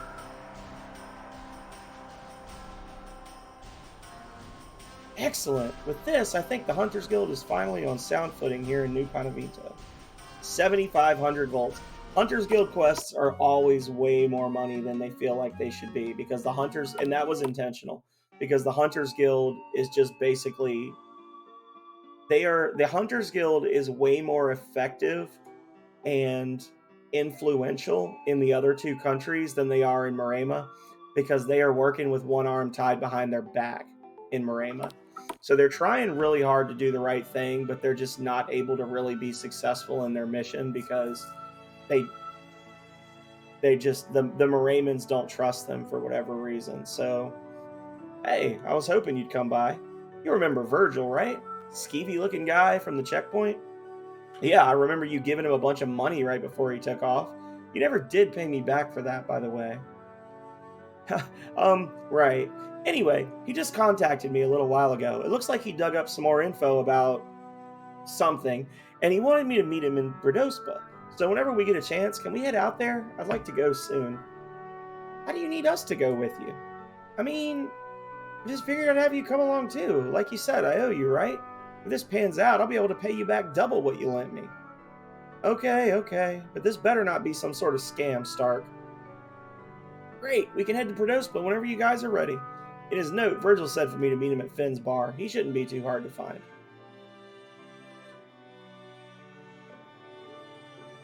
Okay. So let's go talk to Nathan. Hey, what's up? Listen, I know I messed up, like, big time. If you guys hadn't come along, I'd probably be in a prison cell right now, and my parents wouldn't even know what had happened to me. That's like the worst thing that can happen to a scaver. A family member goes off to find supplies or whatever, and they just never come back. Like the Deadlands swallowed them up. I can't believe I almost did that to my mom and dad after they gave up so much to keep me away from that life. I want you to have this, and please don't tell my parents I got locked up. You got a stone handgun. Busted! I yell that all the time to Calrea. She's not even doing anything. I'll just run in the room and be like, busted! I caught you. Busted! I knew something had happened. The way you snuck in here looking so guilty after you were gone for so long. Wait till mom and dad find out. Aw, crap. Come on, Neela. Please don't tell them. Didn't you just let him slide this one time? Trust me, he's learned his lesson. Well, okay, but only if you do something for me. I want you to let me come along with you. Say what? Nathan is spending too much time out there on his own. If I can come with you, then he won't have to work so hard to find new stuff for our parents to sell. Sure thing, Neela. Glad to have you. Thank you, Nolan. That's the second time you guys have saved my family.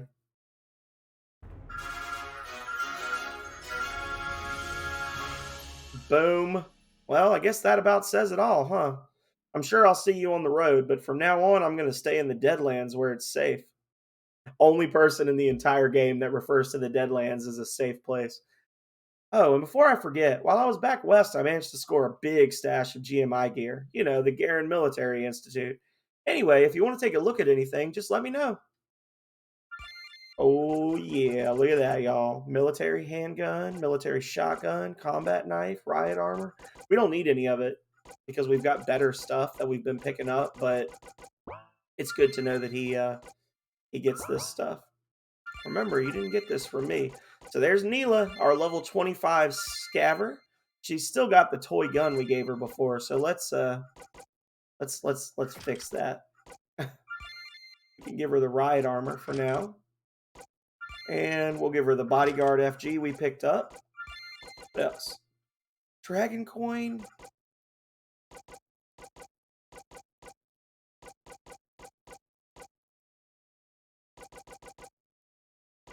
Or the star coin. We'll give her the dragon coin. There we go. So Neela is a C-type, which means that she is completely immune to radiation sickness and debilitation. She has a special ability where basically now when we are searching those piles of scrap metal we've been finding everywhere, she can get us extra things. And there's also specific things that she can help us get. She has the recovery ability and the raise ability. Much later on in the game, she will get an ability called Second Wind, which is probably like the best healing ability in the game. It's a group heal. It doesn't do as much as some other spells like Recovery 2, but it's not only does it heal you, but it also removes negative status effects, and it has no chance to cause radiation sickness. So it's like the safest group heal spell to use. Just like real life throat punches. Ooh. For the most part, Neela is interesting because she's a healer, but she also has a good mishmash of stuff to protect herself and to protect the party. And she also has a lot of nice status effects. So she's good. Her thing is that she's got really low HP and really bad defense if you don't gear her out right. But Scaver's Instinct is really good to have. We can go back, we can search all of those old piles of scrap metal we've been finding, and we can now get more valuable loot from them. She can also repair broken machinery in some cases. She can be used to access entirely new areas of the game because she can fix elevators and things like that. She's a really important party member to have. We're not going to rotate, and it's also nice to have a second party member that can heal, because now we can have Gregory focus on attack, and then between battles, she can heal the party for us. So, we're not going to rotate her in just yet, but we will soon. She's also got she's got a decent mental focus ability, and the fact that she uses the handguns, she can equip bullet mods. So she's got that going for her as well. I'm glad you're here. I wanted to talk to you about something. Sure, Carmen, what's up? Well, I've been thinking. There's not really too much going on around here, and I really feel like I can trust you, seeing how you've always got everyone's back.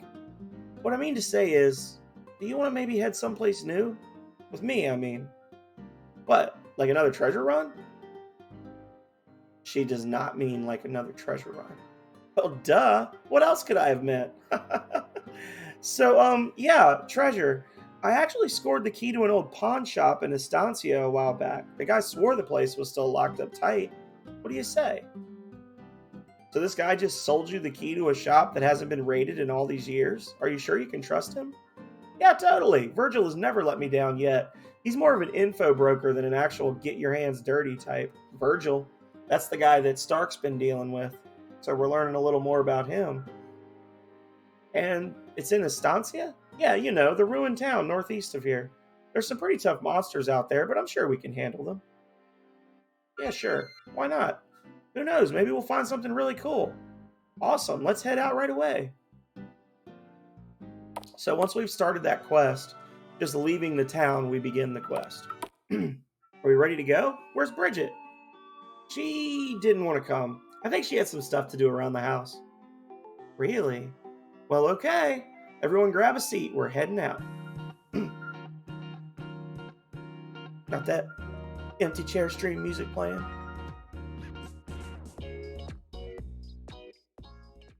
My contact told me the store was on the western edge of town. Let's head in and check it out.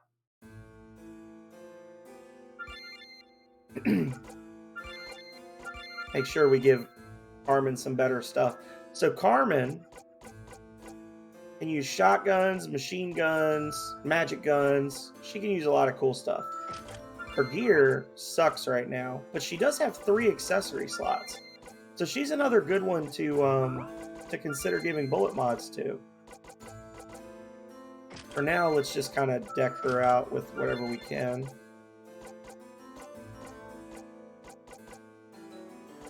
There we go.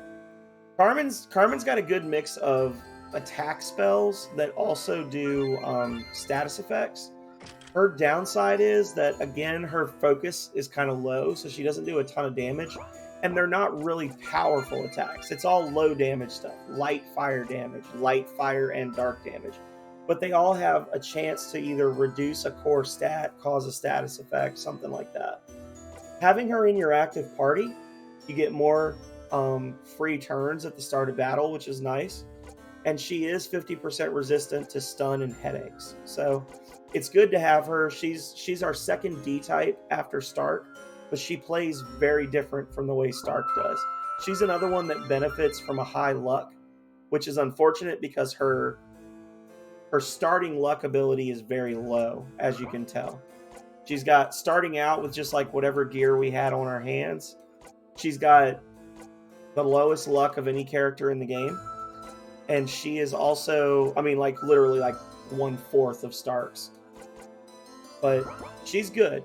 Just like all the characters, she has things that she's good at. Her main thing is that once we advance her storyline so that she unlocks her second passive, she gets a permanent bonus to her accuracy that causes her to basically be the only character that naturally has a 100% accuracy with assault rifles until like really late in the game. So we like having Carmen in the party.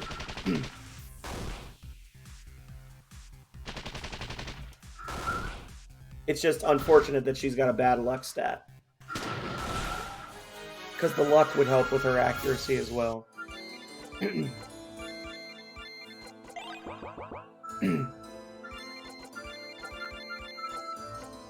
Give her the shotgun. Alright, this is the place. Sure looks like it hasn't been touched. Anyway, I've got the key right here. Okay, let's check the place for loot. So now we're just basically checking all the shelves and things for stuff worth taking. A big squishy chair. Cat figurine. A grimoire. Okay, so Gregory will love this grimoire. Plus 50 to his focus. Hell yeah. But honestly, the cat figurine is a plus 50 to your luck. Grimoire is a plus 50 to focus. You can just put all this stuff right on Carmen right off the bat, and she'll benefit from it quite a bit.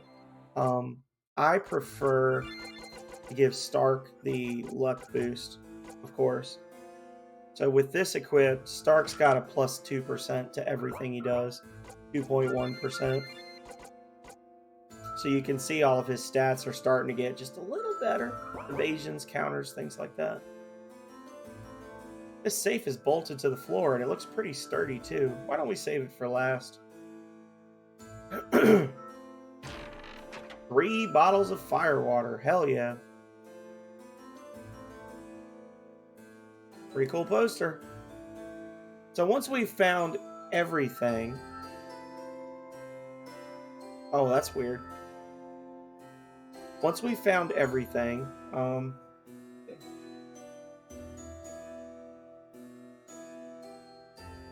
Checking hub in on shop. There we go. Come back, check the safe again. We need the combination. Maybe we should do another sweep and see if we can find it. Small piece of paper stuck to the back of the old poster. 7/20/18. Looks like the combination to a safe. That's actually the date that I was working on this map. So that lets you know how long ago it was that I started working on this. This was one of the earlier things that I worked on. Yeah, so it was July 20th, 2018 that I was working on this, setting this up. Got the safe combination. Yes, let's see here. Huh? It's empty. Oh man, are you for real? What a ripoff. Ah well, that's how it goes sometimes. I mean, there's still plenty of good stuff here for the taking, right? Let's get started loading the truck up. Huh? Hey, you in there, come out with your hands up. You gotta be kidding me. Hand over the treasure and walk away. What treasure? Don't play dumb with me. I know you got that safe open. I followed you all the way here and I watched you through the window. The safe was empty, and even if it wasn't, we wouldn't give anything to a loser like you. Get lost. Fine, have it your way. Dude man wants to go? He wants to go? Then let's go. Deals light fire damage to all foes and may cause overheat in robotic foes.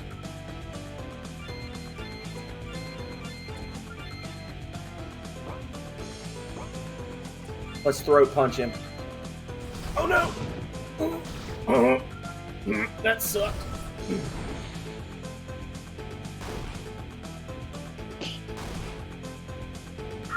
No magic for you. Uh-oh, this is a problem.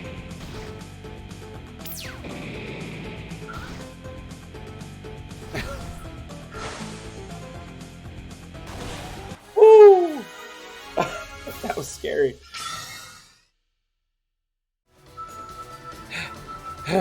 I'm not done yet.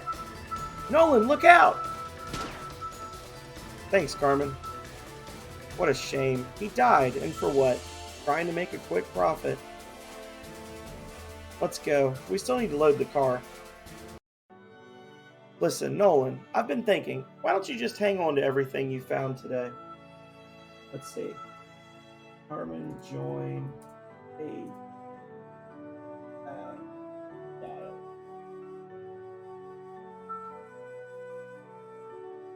Really? Are you sure, Carmen? Yeah, but there's something I want from you as payment. I should have known. Okay, how much? I don't want to come with you guys. Wait, what? Yeah, I want to come along and help you with whatever you need. I don't want to spend my life chasing after money anymore. I found something else I want more than that. Okay, Carmen, whatever you want. Thanks, Nolan. I'll be around until it's time for us to head out. Carmen's got a crush on Nolan. Carmen's got a crush on Nolan.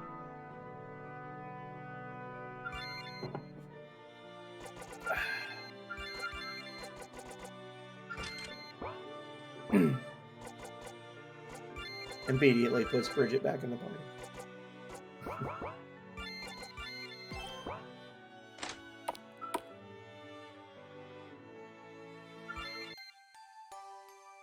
Okay.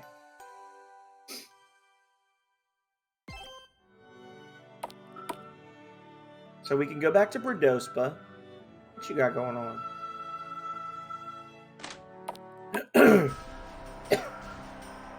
Ooh, the pre-war CPUs. We can turn those in. That's just the techie couple up north.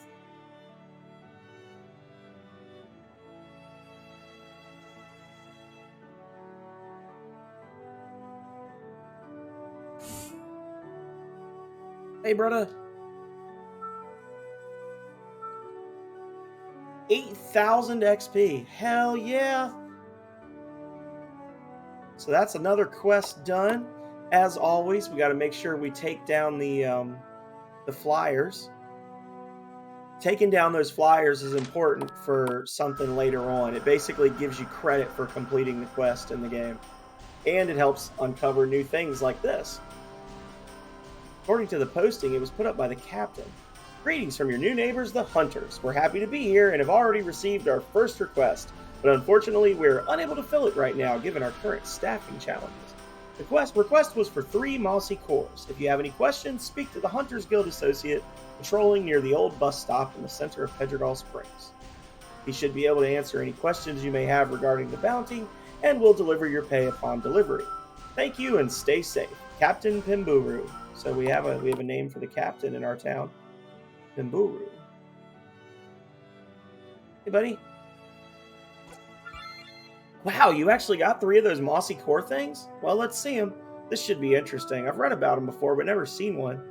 Wow, you got them all. Thanks a bunch. Here's your pay. 10,000 XP. 6,000 volts. We are loaded. Oh my god. From what I hear, the guild has been getting a lot of unusual requests like this lately. It's always the same. Some random person shows up, makes a strange request, and poof. Wonder what's really going on.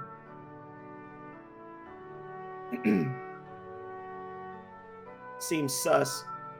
And that's another one done. Hell yeah.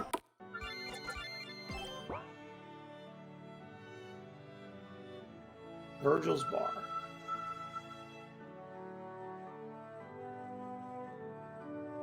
You've heard of Estancia, right? The ruined town to the northeast? Yep, that's the place. I was talking to a couple of scabbers that came through town the other day, loaded down with stuff they got from there. We should check it out. But wait, if they just came from there, what makes you think there's going to be any supplies left to take? Because we aren't looking for salvage. Huh? They told me they found a bunch of supply crates from Alton Defense Solutions and Shield Blue Corporation that were still sealed up. Okay, still not seeing how this is going to help us, Neela. If the crates were still sealed, then that means the resupply forms were probably in the crates, just like the Kana Egg stuff in Jalumare. Those big companies will only do business with you if you have licenses and all sorts of contracts and things. But we could just use the info on the forms to order stuff. And then you'll be able to order stock stuff from ADS and SBC. Sounds great. So you're in? Hell yeah. Sure, sounds good to me. We'll head that way as soon as we get a chance. But first, we're going to go buy some more stealth generators. Hey.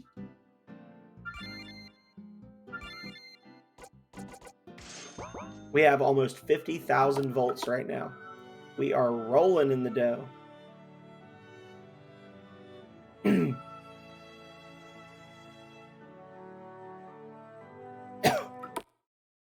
Alrighty. So let's head northeast and find those order forms, y'all. There's actually a separate quest for different party members in each of the 3 Estancia regions. Nolan's stealth field wore off. Uh-oh. Whoa, hey, where do you think you're going? Well, I thought that I'd already defeated you, but apparently not, so looks like I'm going nowhere fast.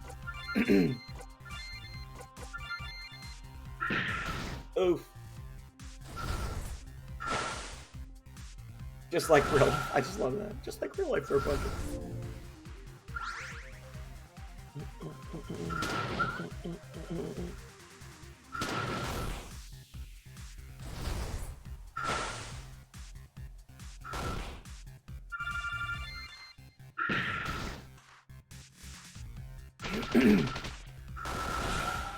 Got him. Oh, a free pickaxe.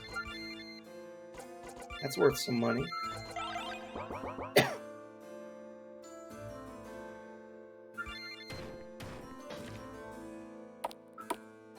Alrighty. Wait.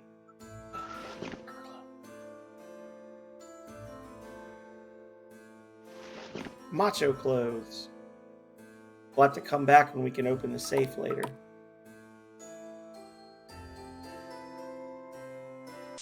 Oh no, last step.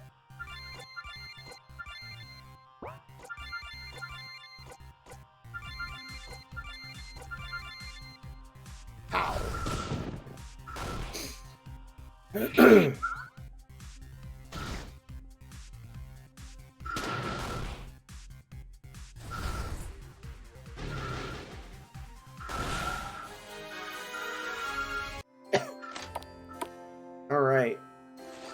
ADS order forms. That's one down. Now we just need to find order forms for SBC.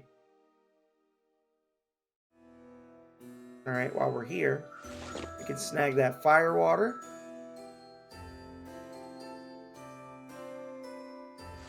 Snag some food and canned stuff. Snag that. Hell yeah.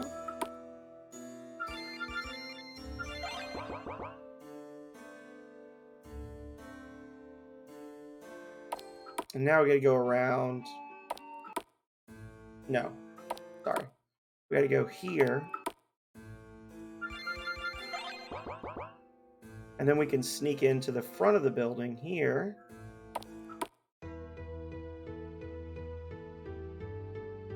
Get the survivalist stash here.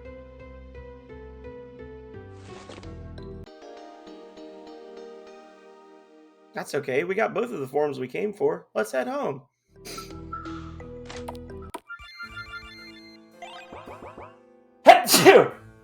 Woo! Bless me. We did it, guys. We got the forms.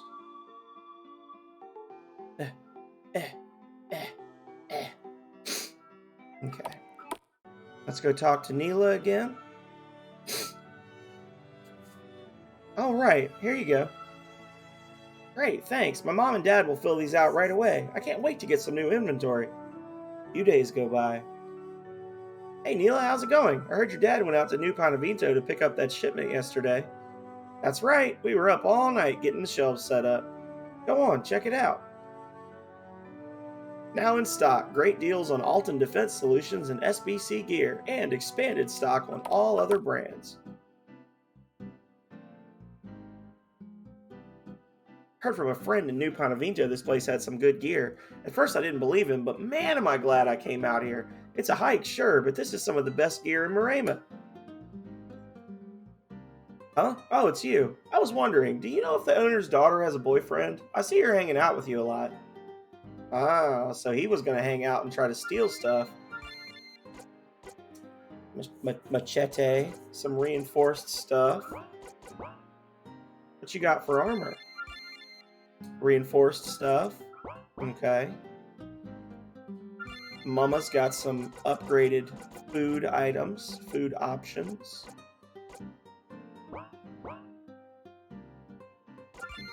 And she's got first aid kits now. Small amount of HP to all allies. Rad pills, nice. Becoming a legitimate shop.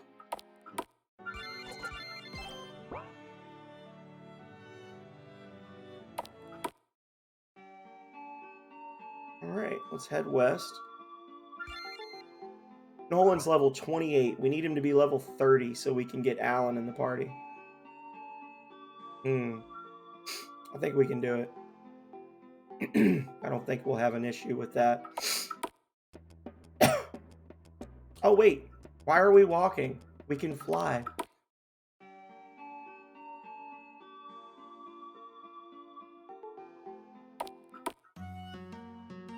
Or can we? Maybe we can't.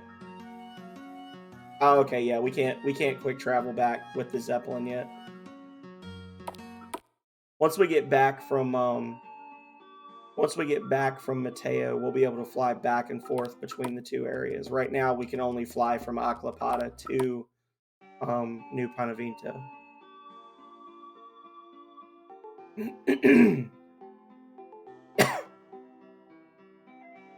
Stay on the road so we don't get attacked.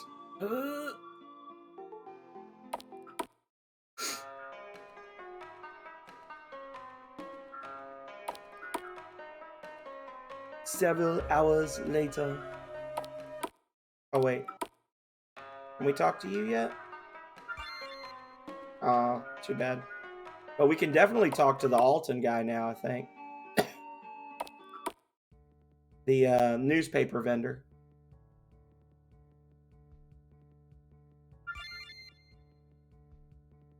Nolan and the newspaper vendor talked about current events in Alton for a while.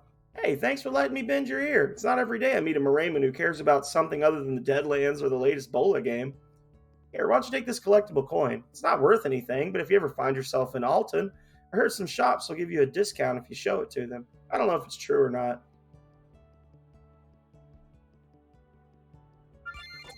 The gavel coin. So the gavel coin gives you plus 25 attack, 5 defense, and 20 mental defense. Very nice. Still not good enough to make up for the fact that Motley's Vambrace gives us power tackle, though. But we're picking up a lot of good stuff that we will be able to use. We already did the Hunter's thing.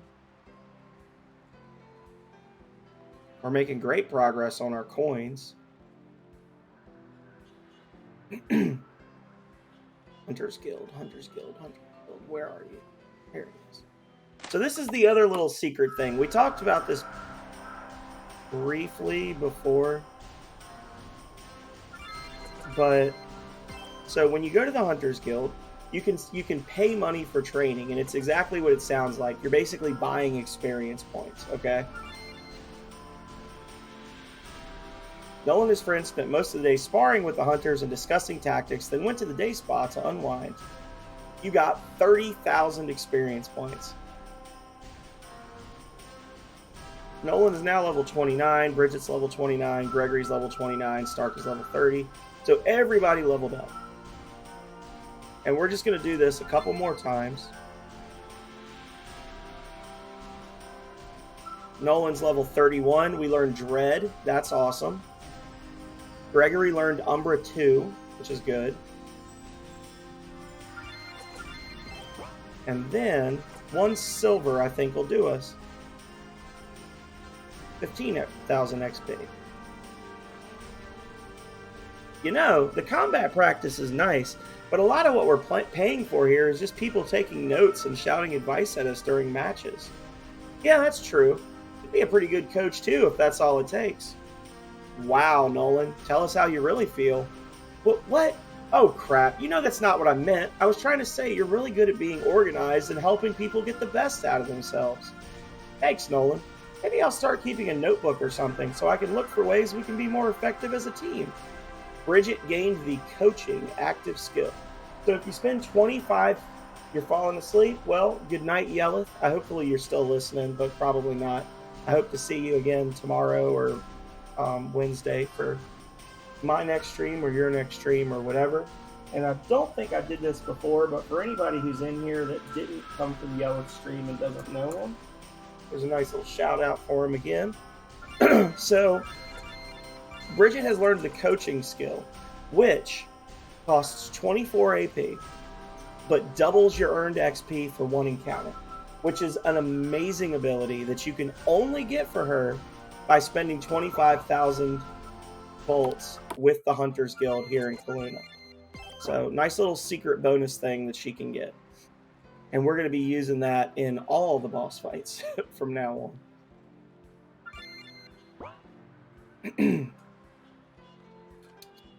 And we need to go to Finn's bar now. Thanks for that shout out. Well, thanks for being so awesome, Yelleth. I wouldn't shout you out if you weren't phenomenal, if you weren't a fantastic person. So, I hope you have a good sleep. Oh, there he is. Hey there, Stark. I was starting to wonder if you'd show. Time is money, you know. Yeah, sorry about that. Anyway, you said you found something else out? That's right. Turns out you've been right all along. I knew it. So where is it? Not so fast, Stark. Just because I know it exists doesn't mean I know where it is. If you want me to keep digging into this, it'll cost you, though. 10,000. 10,000? That's right. Up until now, I was giving you a discount because I thought it was a waste of time. But now that I know otherwise, I have to recoup my losses. Though the price is 10,000 volts. Take it or leave it. I'm sure someone else would pay at least that much for this. Crap. Nolan, I hate to ask you guys to help me out again, but can you spot me the money? If this is a scam, Stark. I know it's a lot, but it'll be worth it. Here you go, Virgil. Don't let me down. Quit worrying, Stark. You know I always deliver. I'll send word when I find out where it is. Stark, what exactly is going on here? I can't say. You just need to trust me. Everything will make sense soon, I promise. So that's 11,000 volts we're in the hole thanks to Stark now.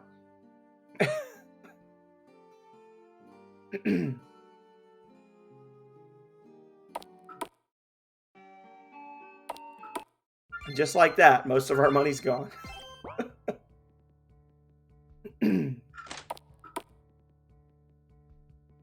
But, oh, so we learned Dread, which is an awesome ability because it actually ends battles. Most enemies will instantly run from battle if you use Dread. So if we're ever in real trouble and we need to escape a fight, Nolan, that move will make Nolan automatically go first, and it allows us to avoid fights that normally, if we don't have like stealth gens or whatever, we'd be screwed on. So, would you like to fly to New Pontevinto? Yeah.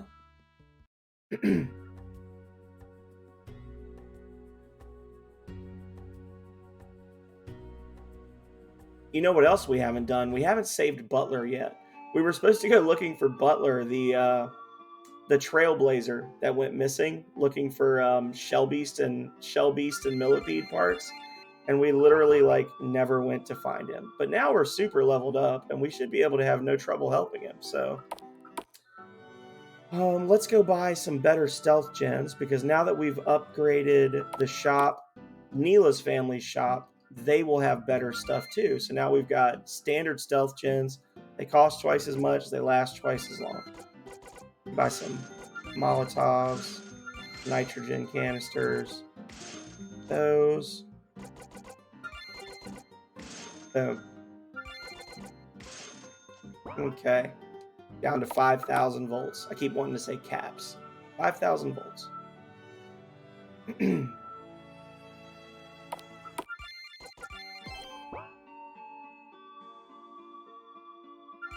Oh, but before we do that, let's get Alan. Let's go get Alan. We got Alan now.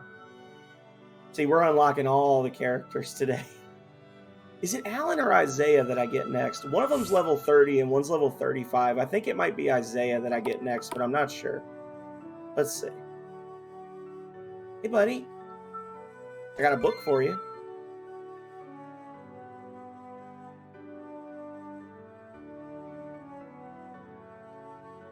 It was meant to be an introductory tome, but the subject matter is a bit dense. Thank you, Nolan. This volume will be of great use to me. Here, take this. Well, I know you all have been working very hard to bring me new books, but I was hoping we might accelerate the process. Okay, what did you have in mind?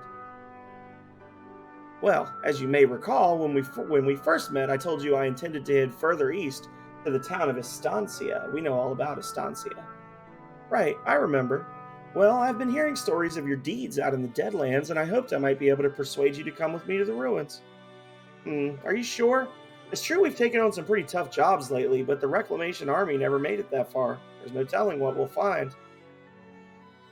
Of course, I completely agree, but I have been honing my skills as well, and I am quite certain that together we can handle any obstacles we may find. Well, sure, let's go.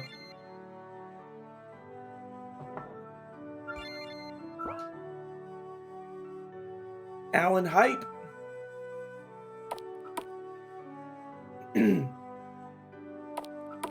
Alan is honestly a lot of people's favorite character. Alan is just an awesome guy. He's just got a big grin on his face. He just wants to find books. He's a super helpful dude.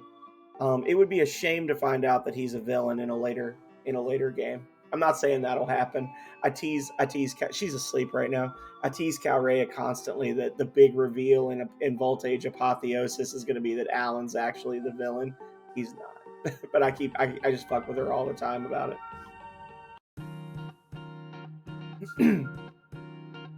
Because she's a huge book nerd.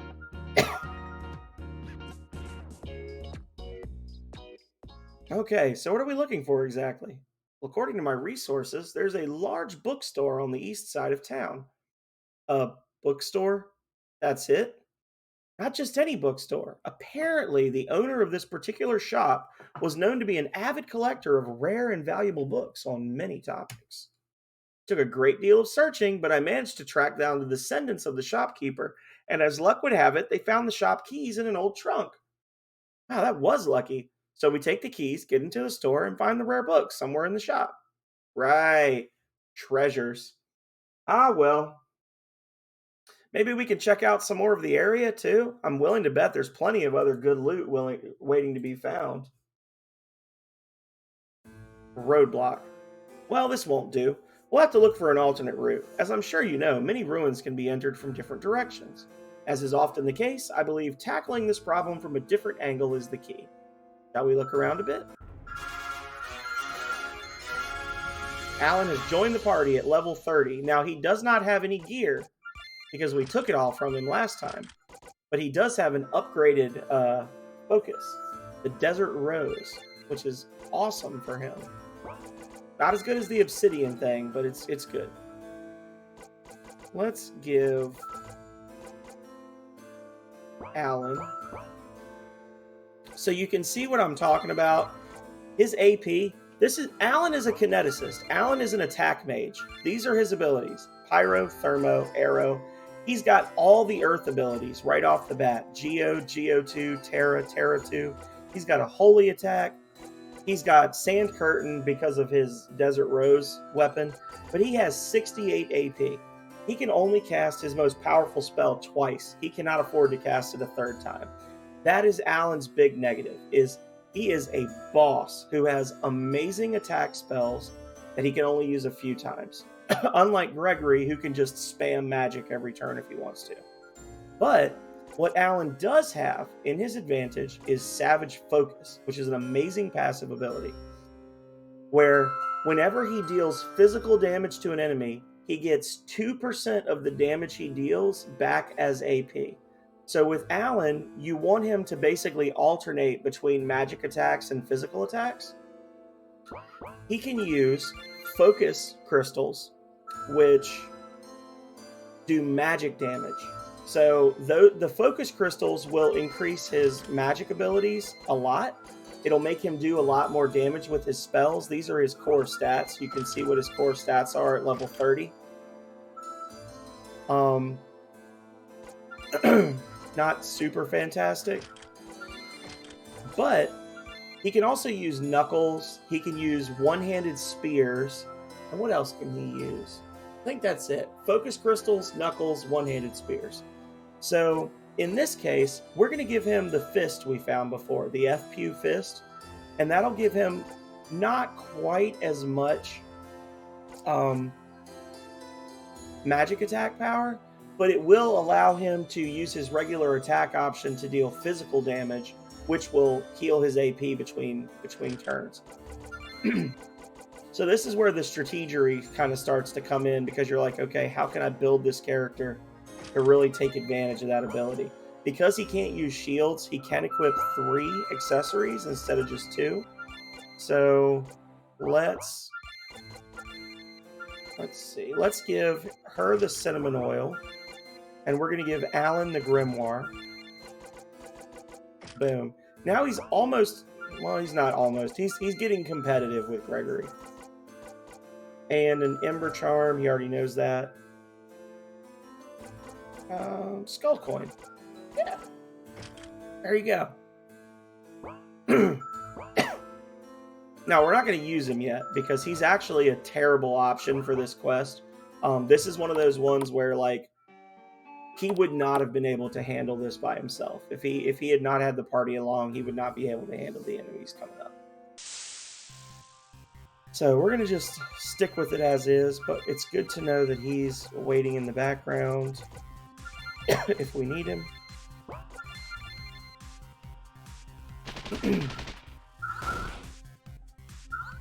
And when we get to Mateo, which is coming up, I'm probably going to finish this stream like right before we go to Mateo. I know it's time for me to end my stream now, but I want to finish up the last few little extra quests here, and then we'll start off Friday going to Mateo. When we get to Mateo, Alan will be very useful. So putting in the extra work now to get him unlocked and get him ready to rock and roll will pay off in the long run. Because it's actually really funny, but if you don't do any side quests or anything, if you just follow the main storyline and then go straight to Mateo, you might not even be able to survive the intro area. But when you get into the actual fights, the enemies are going to be really tough. And you're going to have some enemies that Gregory is the only character capable of damaging them. If you don't have Alan or Carmen or Stark or somebody like that in the party. So it's definitely a vital thing to have more party members before you go to Mateo. And the game warns you that. The game literally says, like, be sure you're ready for this before you go, because it's going to be bad. Did I spell his name wrong there? I spelled his name wrong. I didn't only put one L. Alan, name, spelling, in bookstore. So we want to search all of these shelves, because some of these actually do have rare books in them.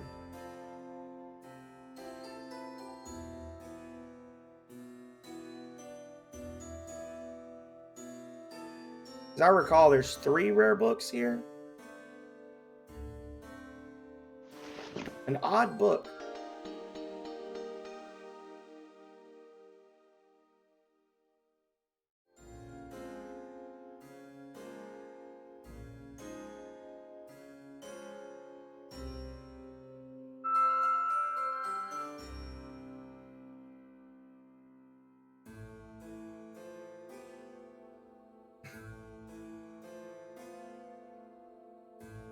Steamy romance books. Ooh. Game books.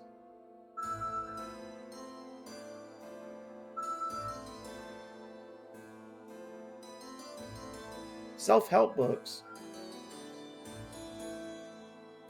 Wait. A mystifying book. New Age books. New Age books. Scary books.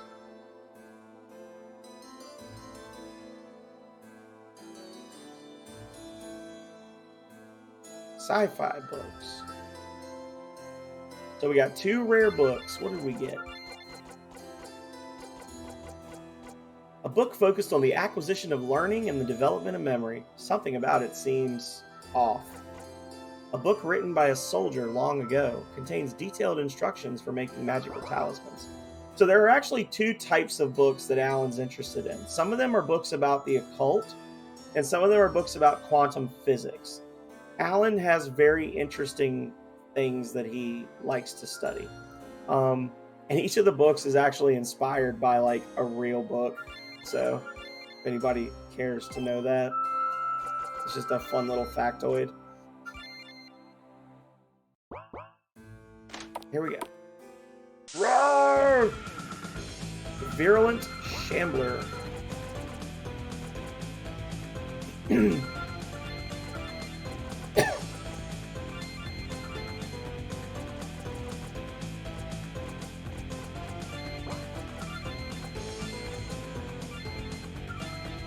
I do not have a good party for this.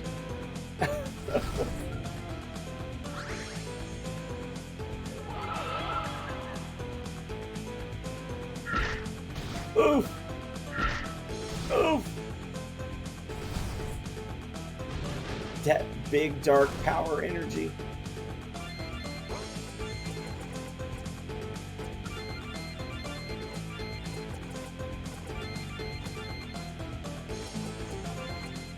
There we go.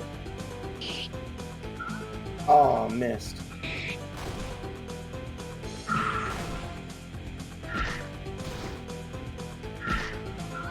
Whew. Recovery.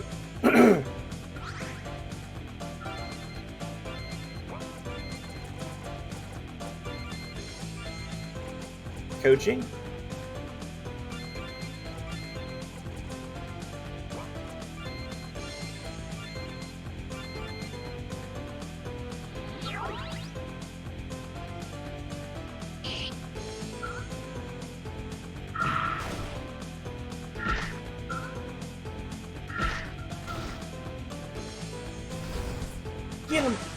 come on. There we go. Oh, well, the Consecrate wore off a little faster than I would have liked, but okay. He's going to take like half damage from this because it's an element, but better than nothing, I guess. Now all we have to worry about is the poison from his attacks, which shouldn't be too bad.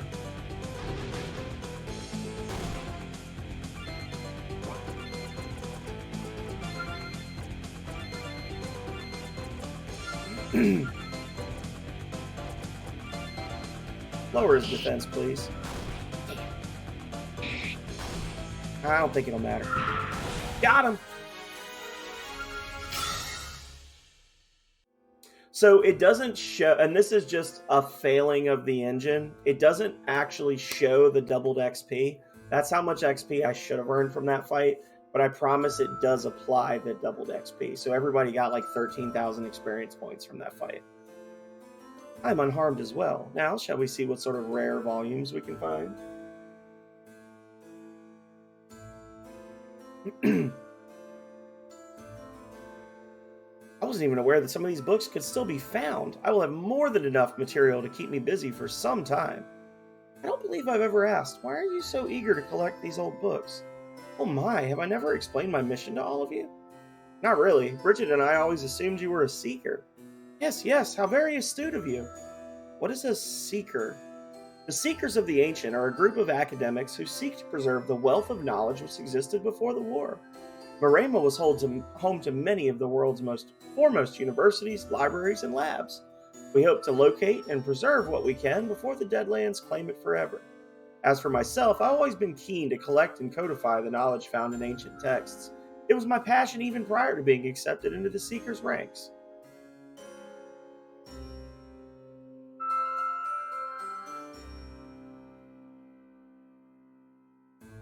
Alrighty.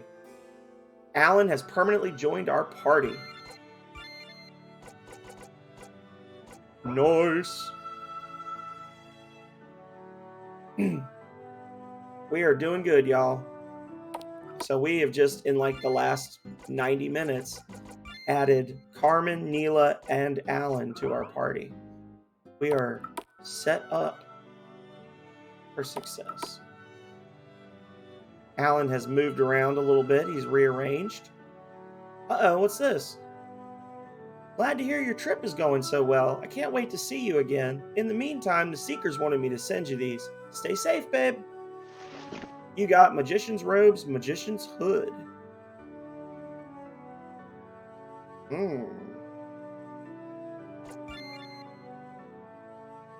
This is one of the books we found at the bookstore in Estancia. I think it's about making jewelry, but I can't read it. Ah, yes, this was written by a soldier in the distant past. It tells the tale of a man who was saved by a hermit that taught him how to make magic talismans. That was the Black Pullet. It's based on the Black Pullet book.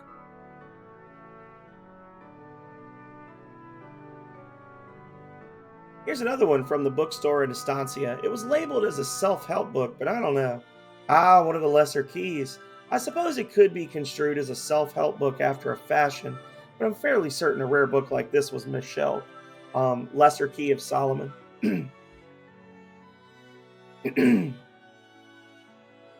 Nope, that's all we've got. Alchemy and Mysticism, the practice of magical evocation. Theory and practice of detachment, according to Zen. Binfets and other multigate transistors. The hidden reality, the order of time. So that's the type of stuff that Alan likes. When your profession is gambler? Yup. Welcome, RNG. He is a pro. Although really all he's been doing is borrowing money from us. We were in here earlier. I don't know if you were here. He borrowed another 10,000 volts from us to give to that guy Virgil, the sketchy dude. He swears he'll pay us back soon. But we'll find out. Uh-oh. Captain, I understand that security is important, but... Isaiah, stop. I know you want to be out there, helping to make the Deadlands safer, but we simply cannot spare anyone for recon work right now. Hello, Nolan. I apologize. We were just discussing the security here in Pedregal Springs. Is there some sort of problem? Trainee Isaiah has expressed concerns that we do not have a recon team doing long-range patrols east of the river. The game making is going okay. I haven't really done a lot of game making. I've just been doing a lot of game playing. But I have found, let's see. 11 minor things to fix tonight. Nothing game breaking, just minor stuff. So we're offering to take Isaiah with us, but she says no.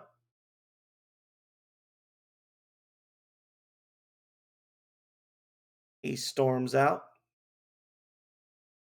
If we had just one more person stationed here, I could let him go with you and sleep soundly at night.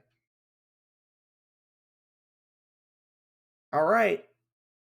So this quest was causing me some major issues, so I need to really put this quest through its paces. I'm going to set a separate save file here, and then we're going to progress through as normal with it. So we want to talk to Tony. Hey, Nolan, what's up?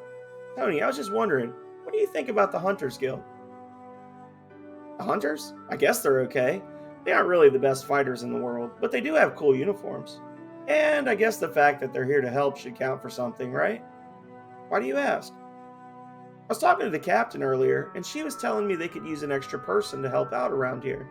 I just figured you're out here patrolling all day anyway, might as well get paid for it, right? Seriously? That'd be great.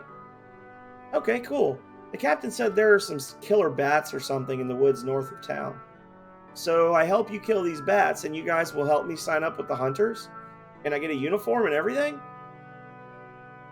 This is turning into a great day. Let's go.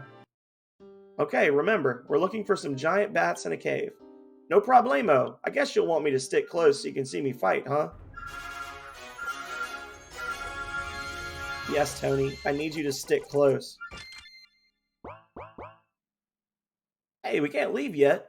We still need to find those bats. I remember seeing a couple of caves deeper into the woods. So here's Tony, the town guard.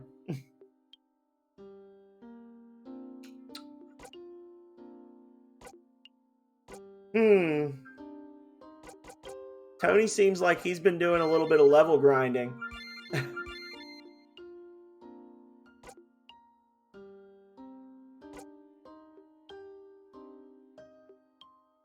Does the person need to be alive to stand guard?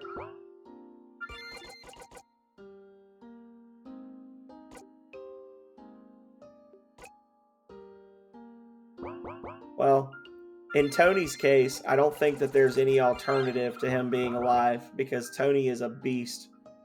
In the words of Nolan himself, Tony is a quote total beast.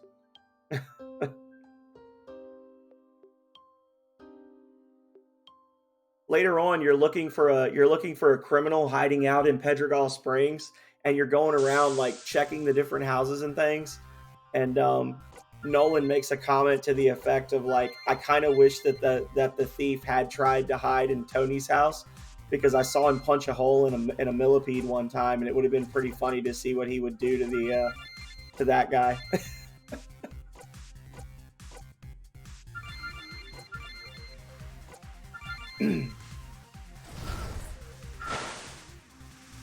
Tony is every streamer that ever just spent 6 months running back and forth in the starting area so they can be level 99 before the first boss fight.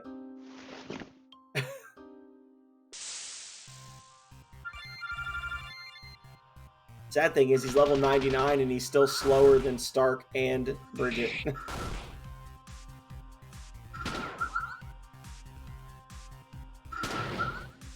Wow. Most evasive sludge that ever lived.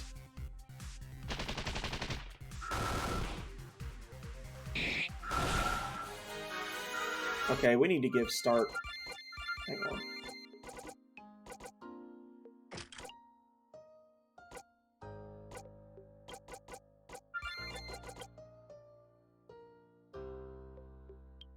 Accuracy and targeting.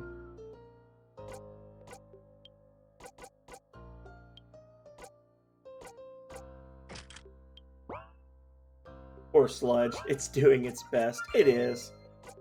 It's not the sludge's fault. It's Garbo.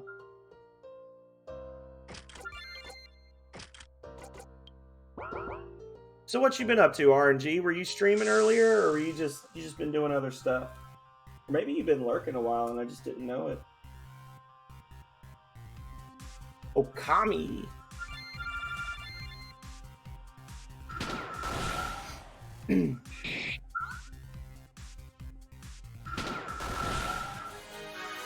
Also, the shotgun that Tony uses is a double-barreled shotgun, which means it hits twice. Right? Right. Oh, wait. Isn't there a locked box over here? I should know because I made the game. Oh, still can't get it open.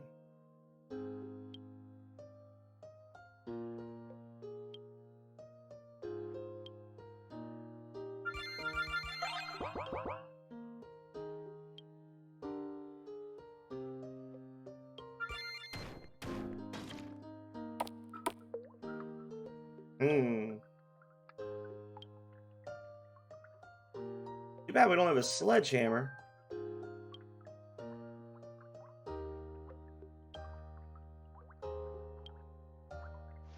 A stiletto.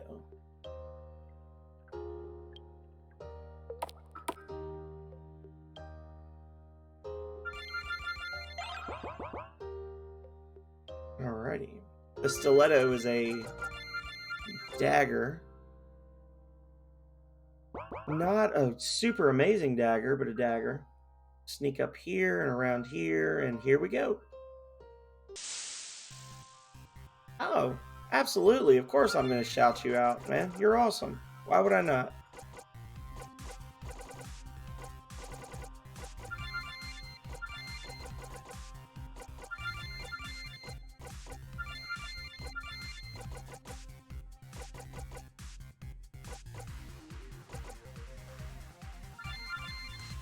Hydro shot. Aw.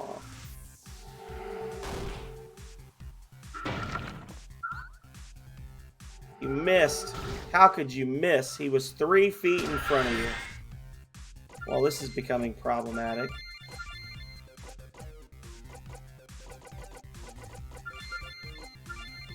Now, Tony, if you could please possibly hit him, that would be fantastic.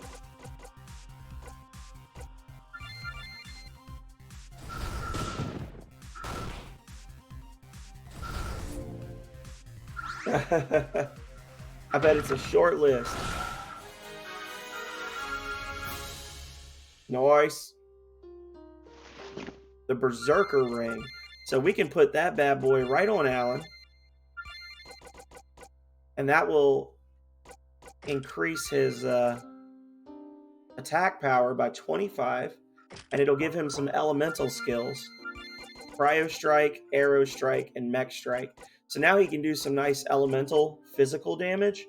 It's actually really funny because with Alan, with the way his Savage Focus works, if you equip him with things that give him physical attacks as skills, he can actually use a skill that does physical damage and do enough damage that he gets more AP back than he spent on the ability.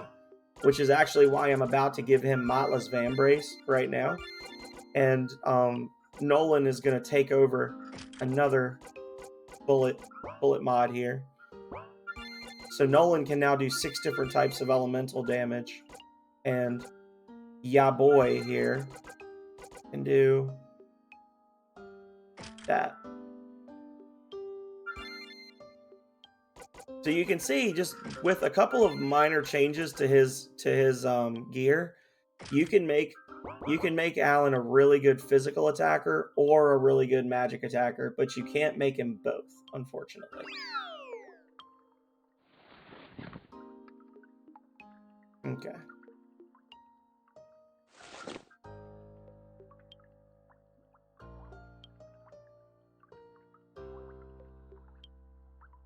Hey, buddy. Ghostly bats.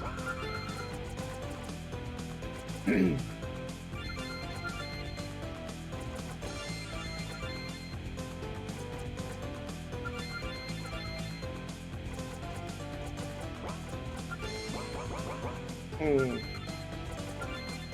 know what?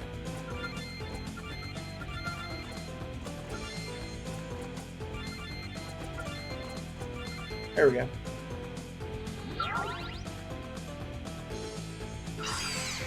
It's gonna suck.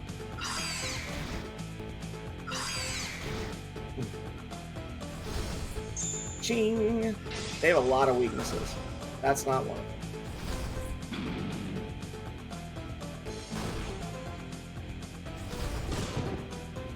There we go.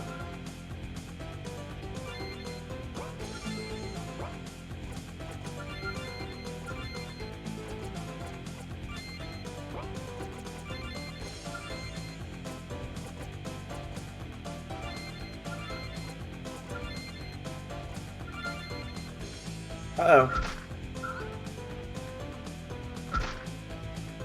He's healing! Ah! They're feeding on me! Okay, they're dead. Got Ghostly Wing. That wasn't so hard, was it? Come on, let's get back to the guild. Well, have you dealt with the bats in Marikosha Woods? Yep, they were no problem for us. Really? They've been quite a nuisance for the rest of our troops. About that, I don't think you need to worry about whether Tony is tough enough to be a hunter. He's a total beast.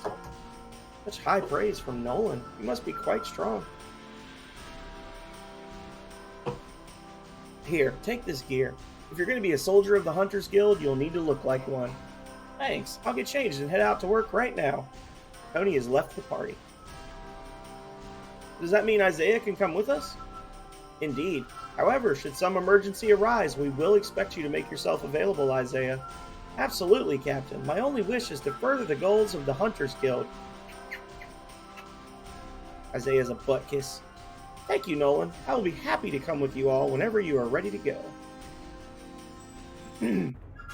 Isaiah joined the party.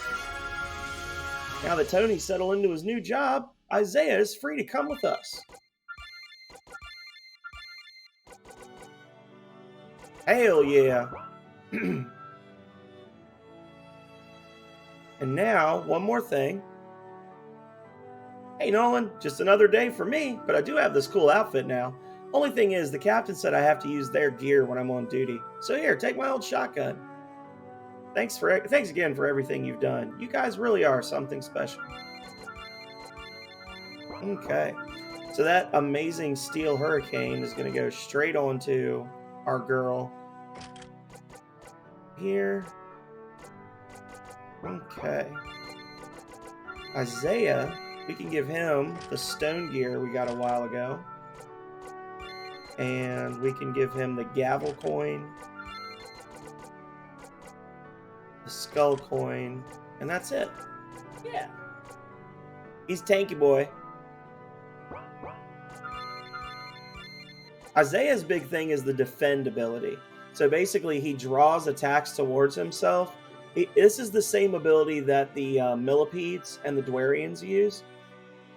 It massively reduces the physical damage he takes from any individual attack. Critical hits will still cut through the defend ability, and magic damage will ignore the defense up. So, can be a little dangerous. Knight's Valor. Basically, instead of everybody having a 25% chance to get attacked, he's got a 40% chance to get attacked, and everyone else has 20% each when he's in the active battle party. So, he's got good overall defenses with the gear he's got on. He's got good hit, good evasion. The shields increase your evasion. So him being able to wear a heavy shield gives him a massive boost to his evasion. Once he gains his second passive, he actually gets a 50% chance to turn, it's called crit evasion. And basically the way it works is anytime the enemy would roll a critical hit against him, there's a 50% chance it gets turned into a regular hit instead, which makes his defend ability even more effective later on in the game. So Isaiah is very situational, but if you're going into a fight where you just keep getting blasted by the same enemies over and over, it's a good idea to try him in the party just once. and see if he makes a major difference in what's going on. So we got all that. I think if we were to gain 2 more levels with Nolan, we would be able to do another quest for the Hunters Guild. So let's see if we can maybe pay for some more training. I don't want to have Isaiah in the active party just yet. I do need to buy some gear for everybody, which I'm also really short on money. Let's do the Butler thing. We were supposed to go help Butler like 2 weeks ago. And now that we've leveled up a bit, this area is going to be way less scary.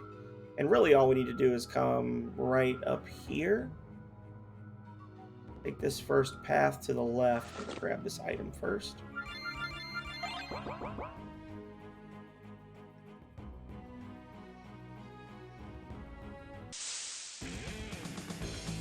K126617.5.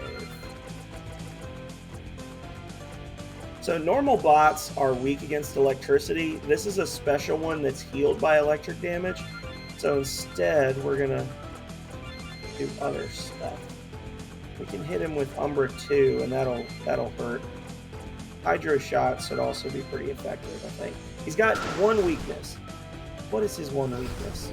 Can we remember? I can't. I think it's Mech. End up trying to accidentally end the universe. That's in the sequel.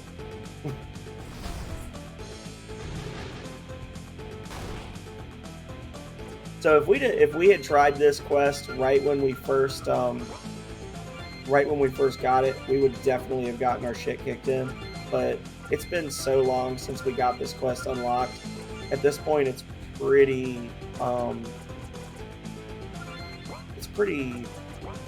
easy to kill this guy. It's not meant to be a quest that like ends you. It's honestly in this area the enemies are tougher than the bots. Looks like that bot was guarding the area. Do you think that Butler might be somewhere nearby? Certainly hope so. The quartermaster did say he was supposed to be around here somewhere. So, you were sent by the quartermaster. Your name is Butler and you're with the Trailblazers. Then yeah, he sent us. Damn him. Now I owe my life to both him and you. I'm sorry, is everything alright? You don't seem happy that we saved you. I am glad not to be dead. It makes sense, RNG. It's okay. Eventually, I would have been found out by that devil when my strength gave out. However, because you saved me, I now owe you a favor in kind. I mean, it's not that big of a deal. I'm more interested in how you were able to stay hidden from that bot. I would have assumed it could just use its scanners. It tried to. I was using my, what is the word? Cryokinesis? To lower my body temperature. It could not use its devilry to find me, so it could only wait. That's actually really smart. Bridget, you should learn how to do that too. If you are able to master the technique, I would recommend you use it sparingly. I believe I may lose a finger to the frost. Oh no, why didn't you say anything? We need to get you to a doctor. I apologize, that was a poor attempt at humor. There will be no lasting damage to my body. Butler, you silly fool. I am hungry, however. I will need to return to FCP Bravo and resupply. When you find the time, please return to the Trailblazers camp to discuss how I can repay this life debt. I already told you, it's not that big of a deal. Don't worry about it, alright? Perhaps I simply place more value on human life than you do. In any case, the debt exists whether you acknowledge it or not. Please return to FCP Bravo soon. What's up with that guy? Okay. They're actually the sequel to VoltAge Genesis, Apotheosis. There, I actually did specifically add a character who she's literally just like a fan service character. She's just like the big booby redheaded nerdy girl in the lab coat that's constantly tripping over things and falling down, and she's like a comic relief character. So I actually did kind of do that in the sequel RNG. There's also 18 playable characters in the sequel, so I could afford to have one that was just goofy.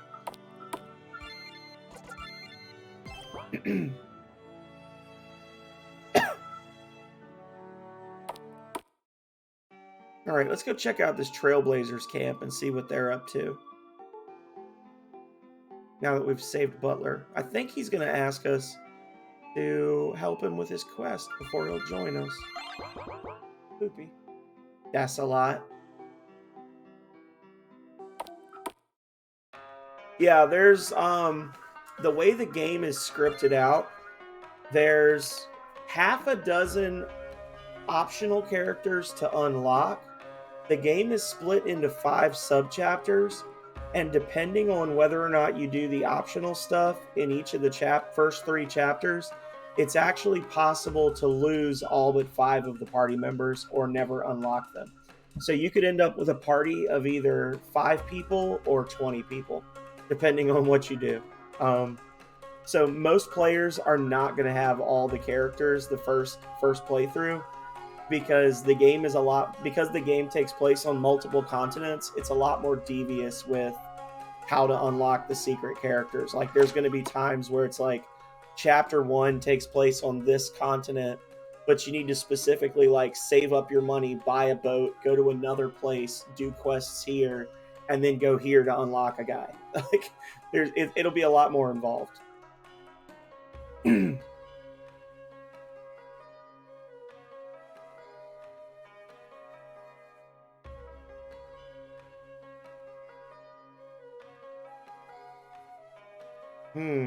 It's horrible. That's just people. Can't make them do something if they don't want to. That's the life they wanted. They'd have signed up with the Hunters or the Legion. So they're all, what, volunteers? Trailblazers are more like a social club. We swap tips, hang out, and hunt down monsters. Some of us do it out of charity, keeping the roads clear and all that. But most just like the thrill of the hunt. Of course, the Volts don't hurt either.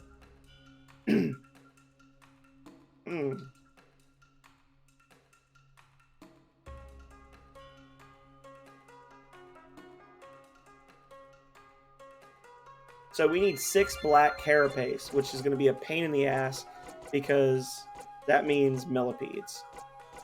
And we have none.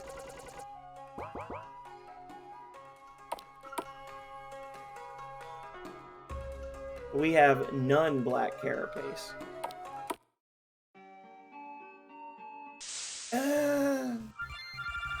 But it's 30 minutes past our end time.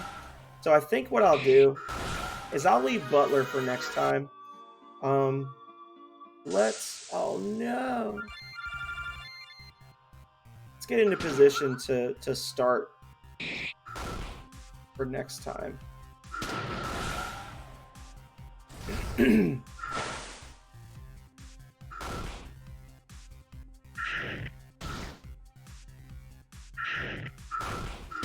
Boom, baby.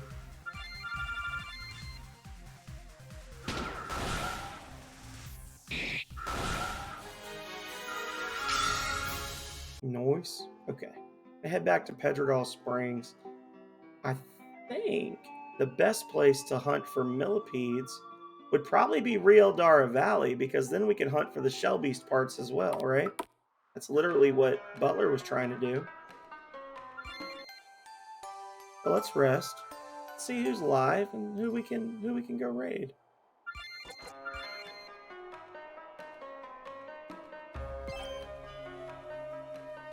Our party has filled out quite a bit. Went from 4 party members to 8. We're getting close to getting a 9th. Go us. And then we'll be going to Mateo.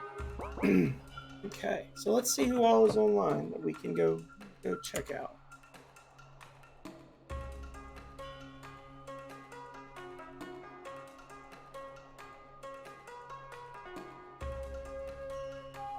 Also, I want to see if I've been dropping frames this whole time. I have 6,000 frame drops. Internet is off today. That's a lot of frame drops to be playing RPG Maker. That's weird.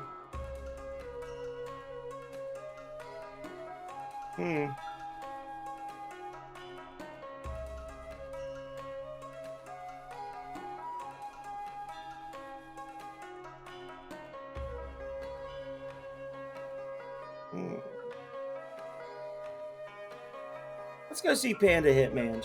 I want to raid Cosmic because I want to help him get to affiliate, but we haven't raided Panda in a really long time, and she's only got 1 viewer right now, so we need to go visit her. She's playing Far Cry 6, and Panda is awesome. I don't get to see her very often because she tends to start right as I'm ending my streams. So.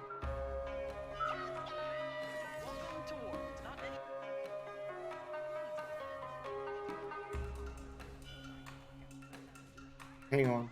I'm going to get the commercial done. It's a long commercial. Okay. Anyway.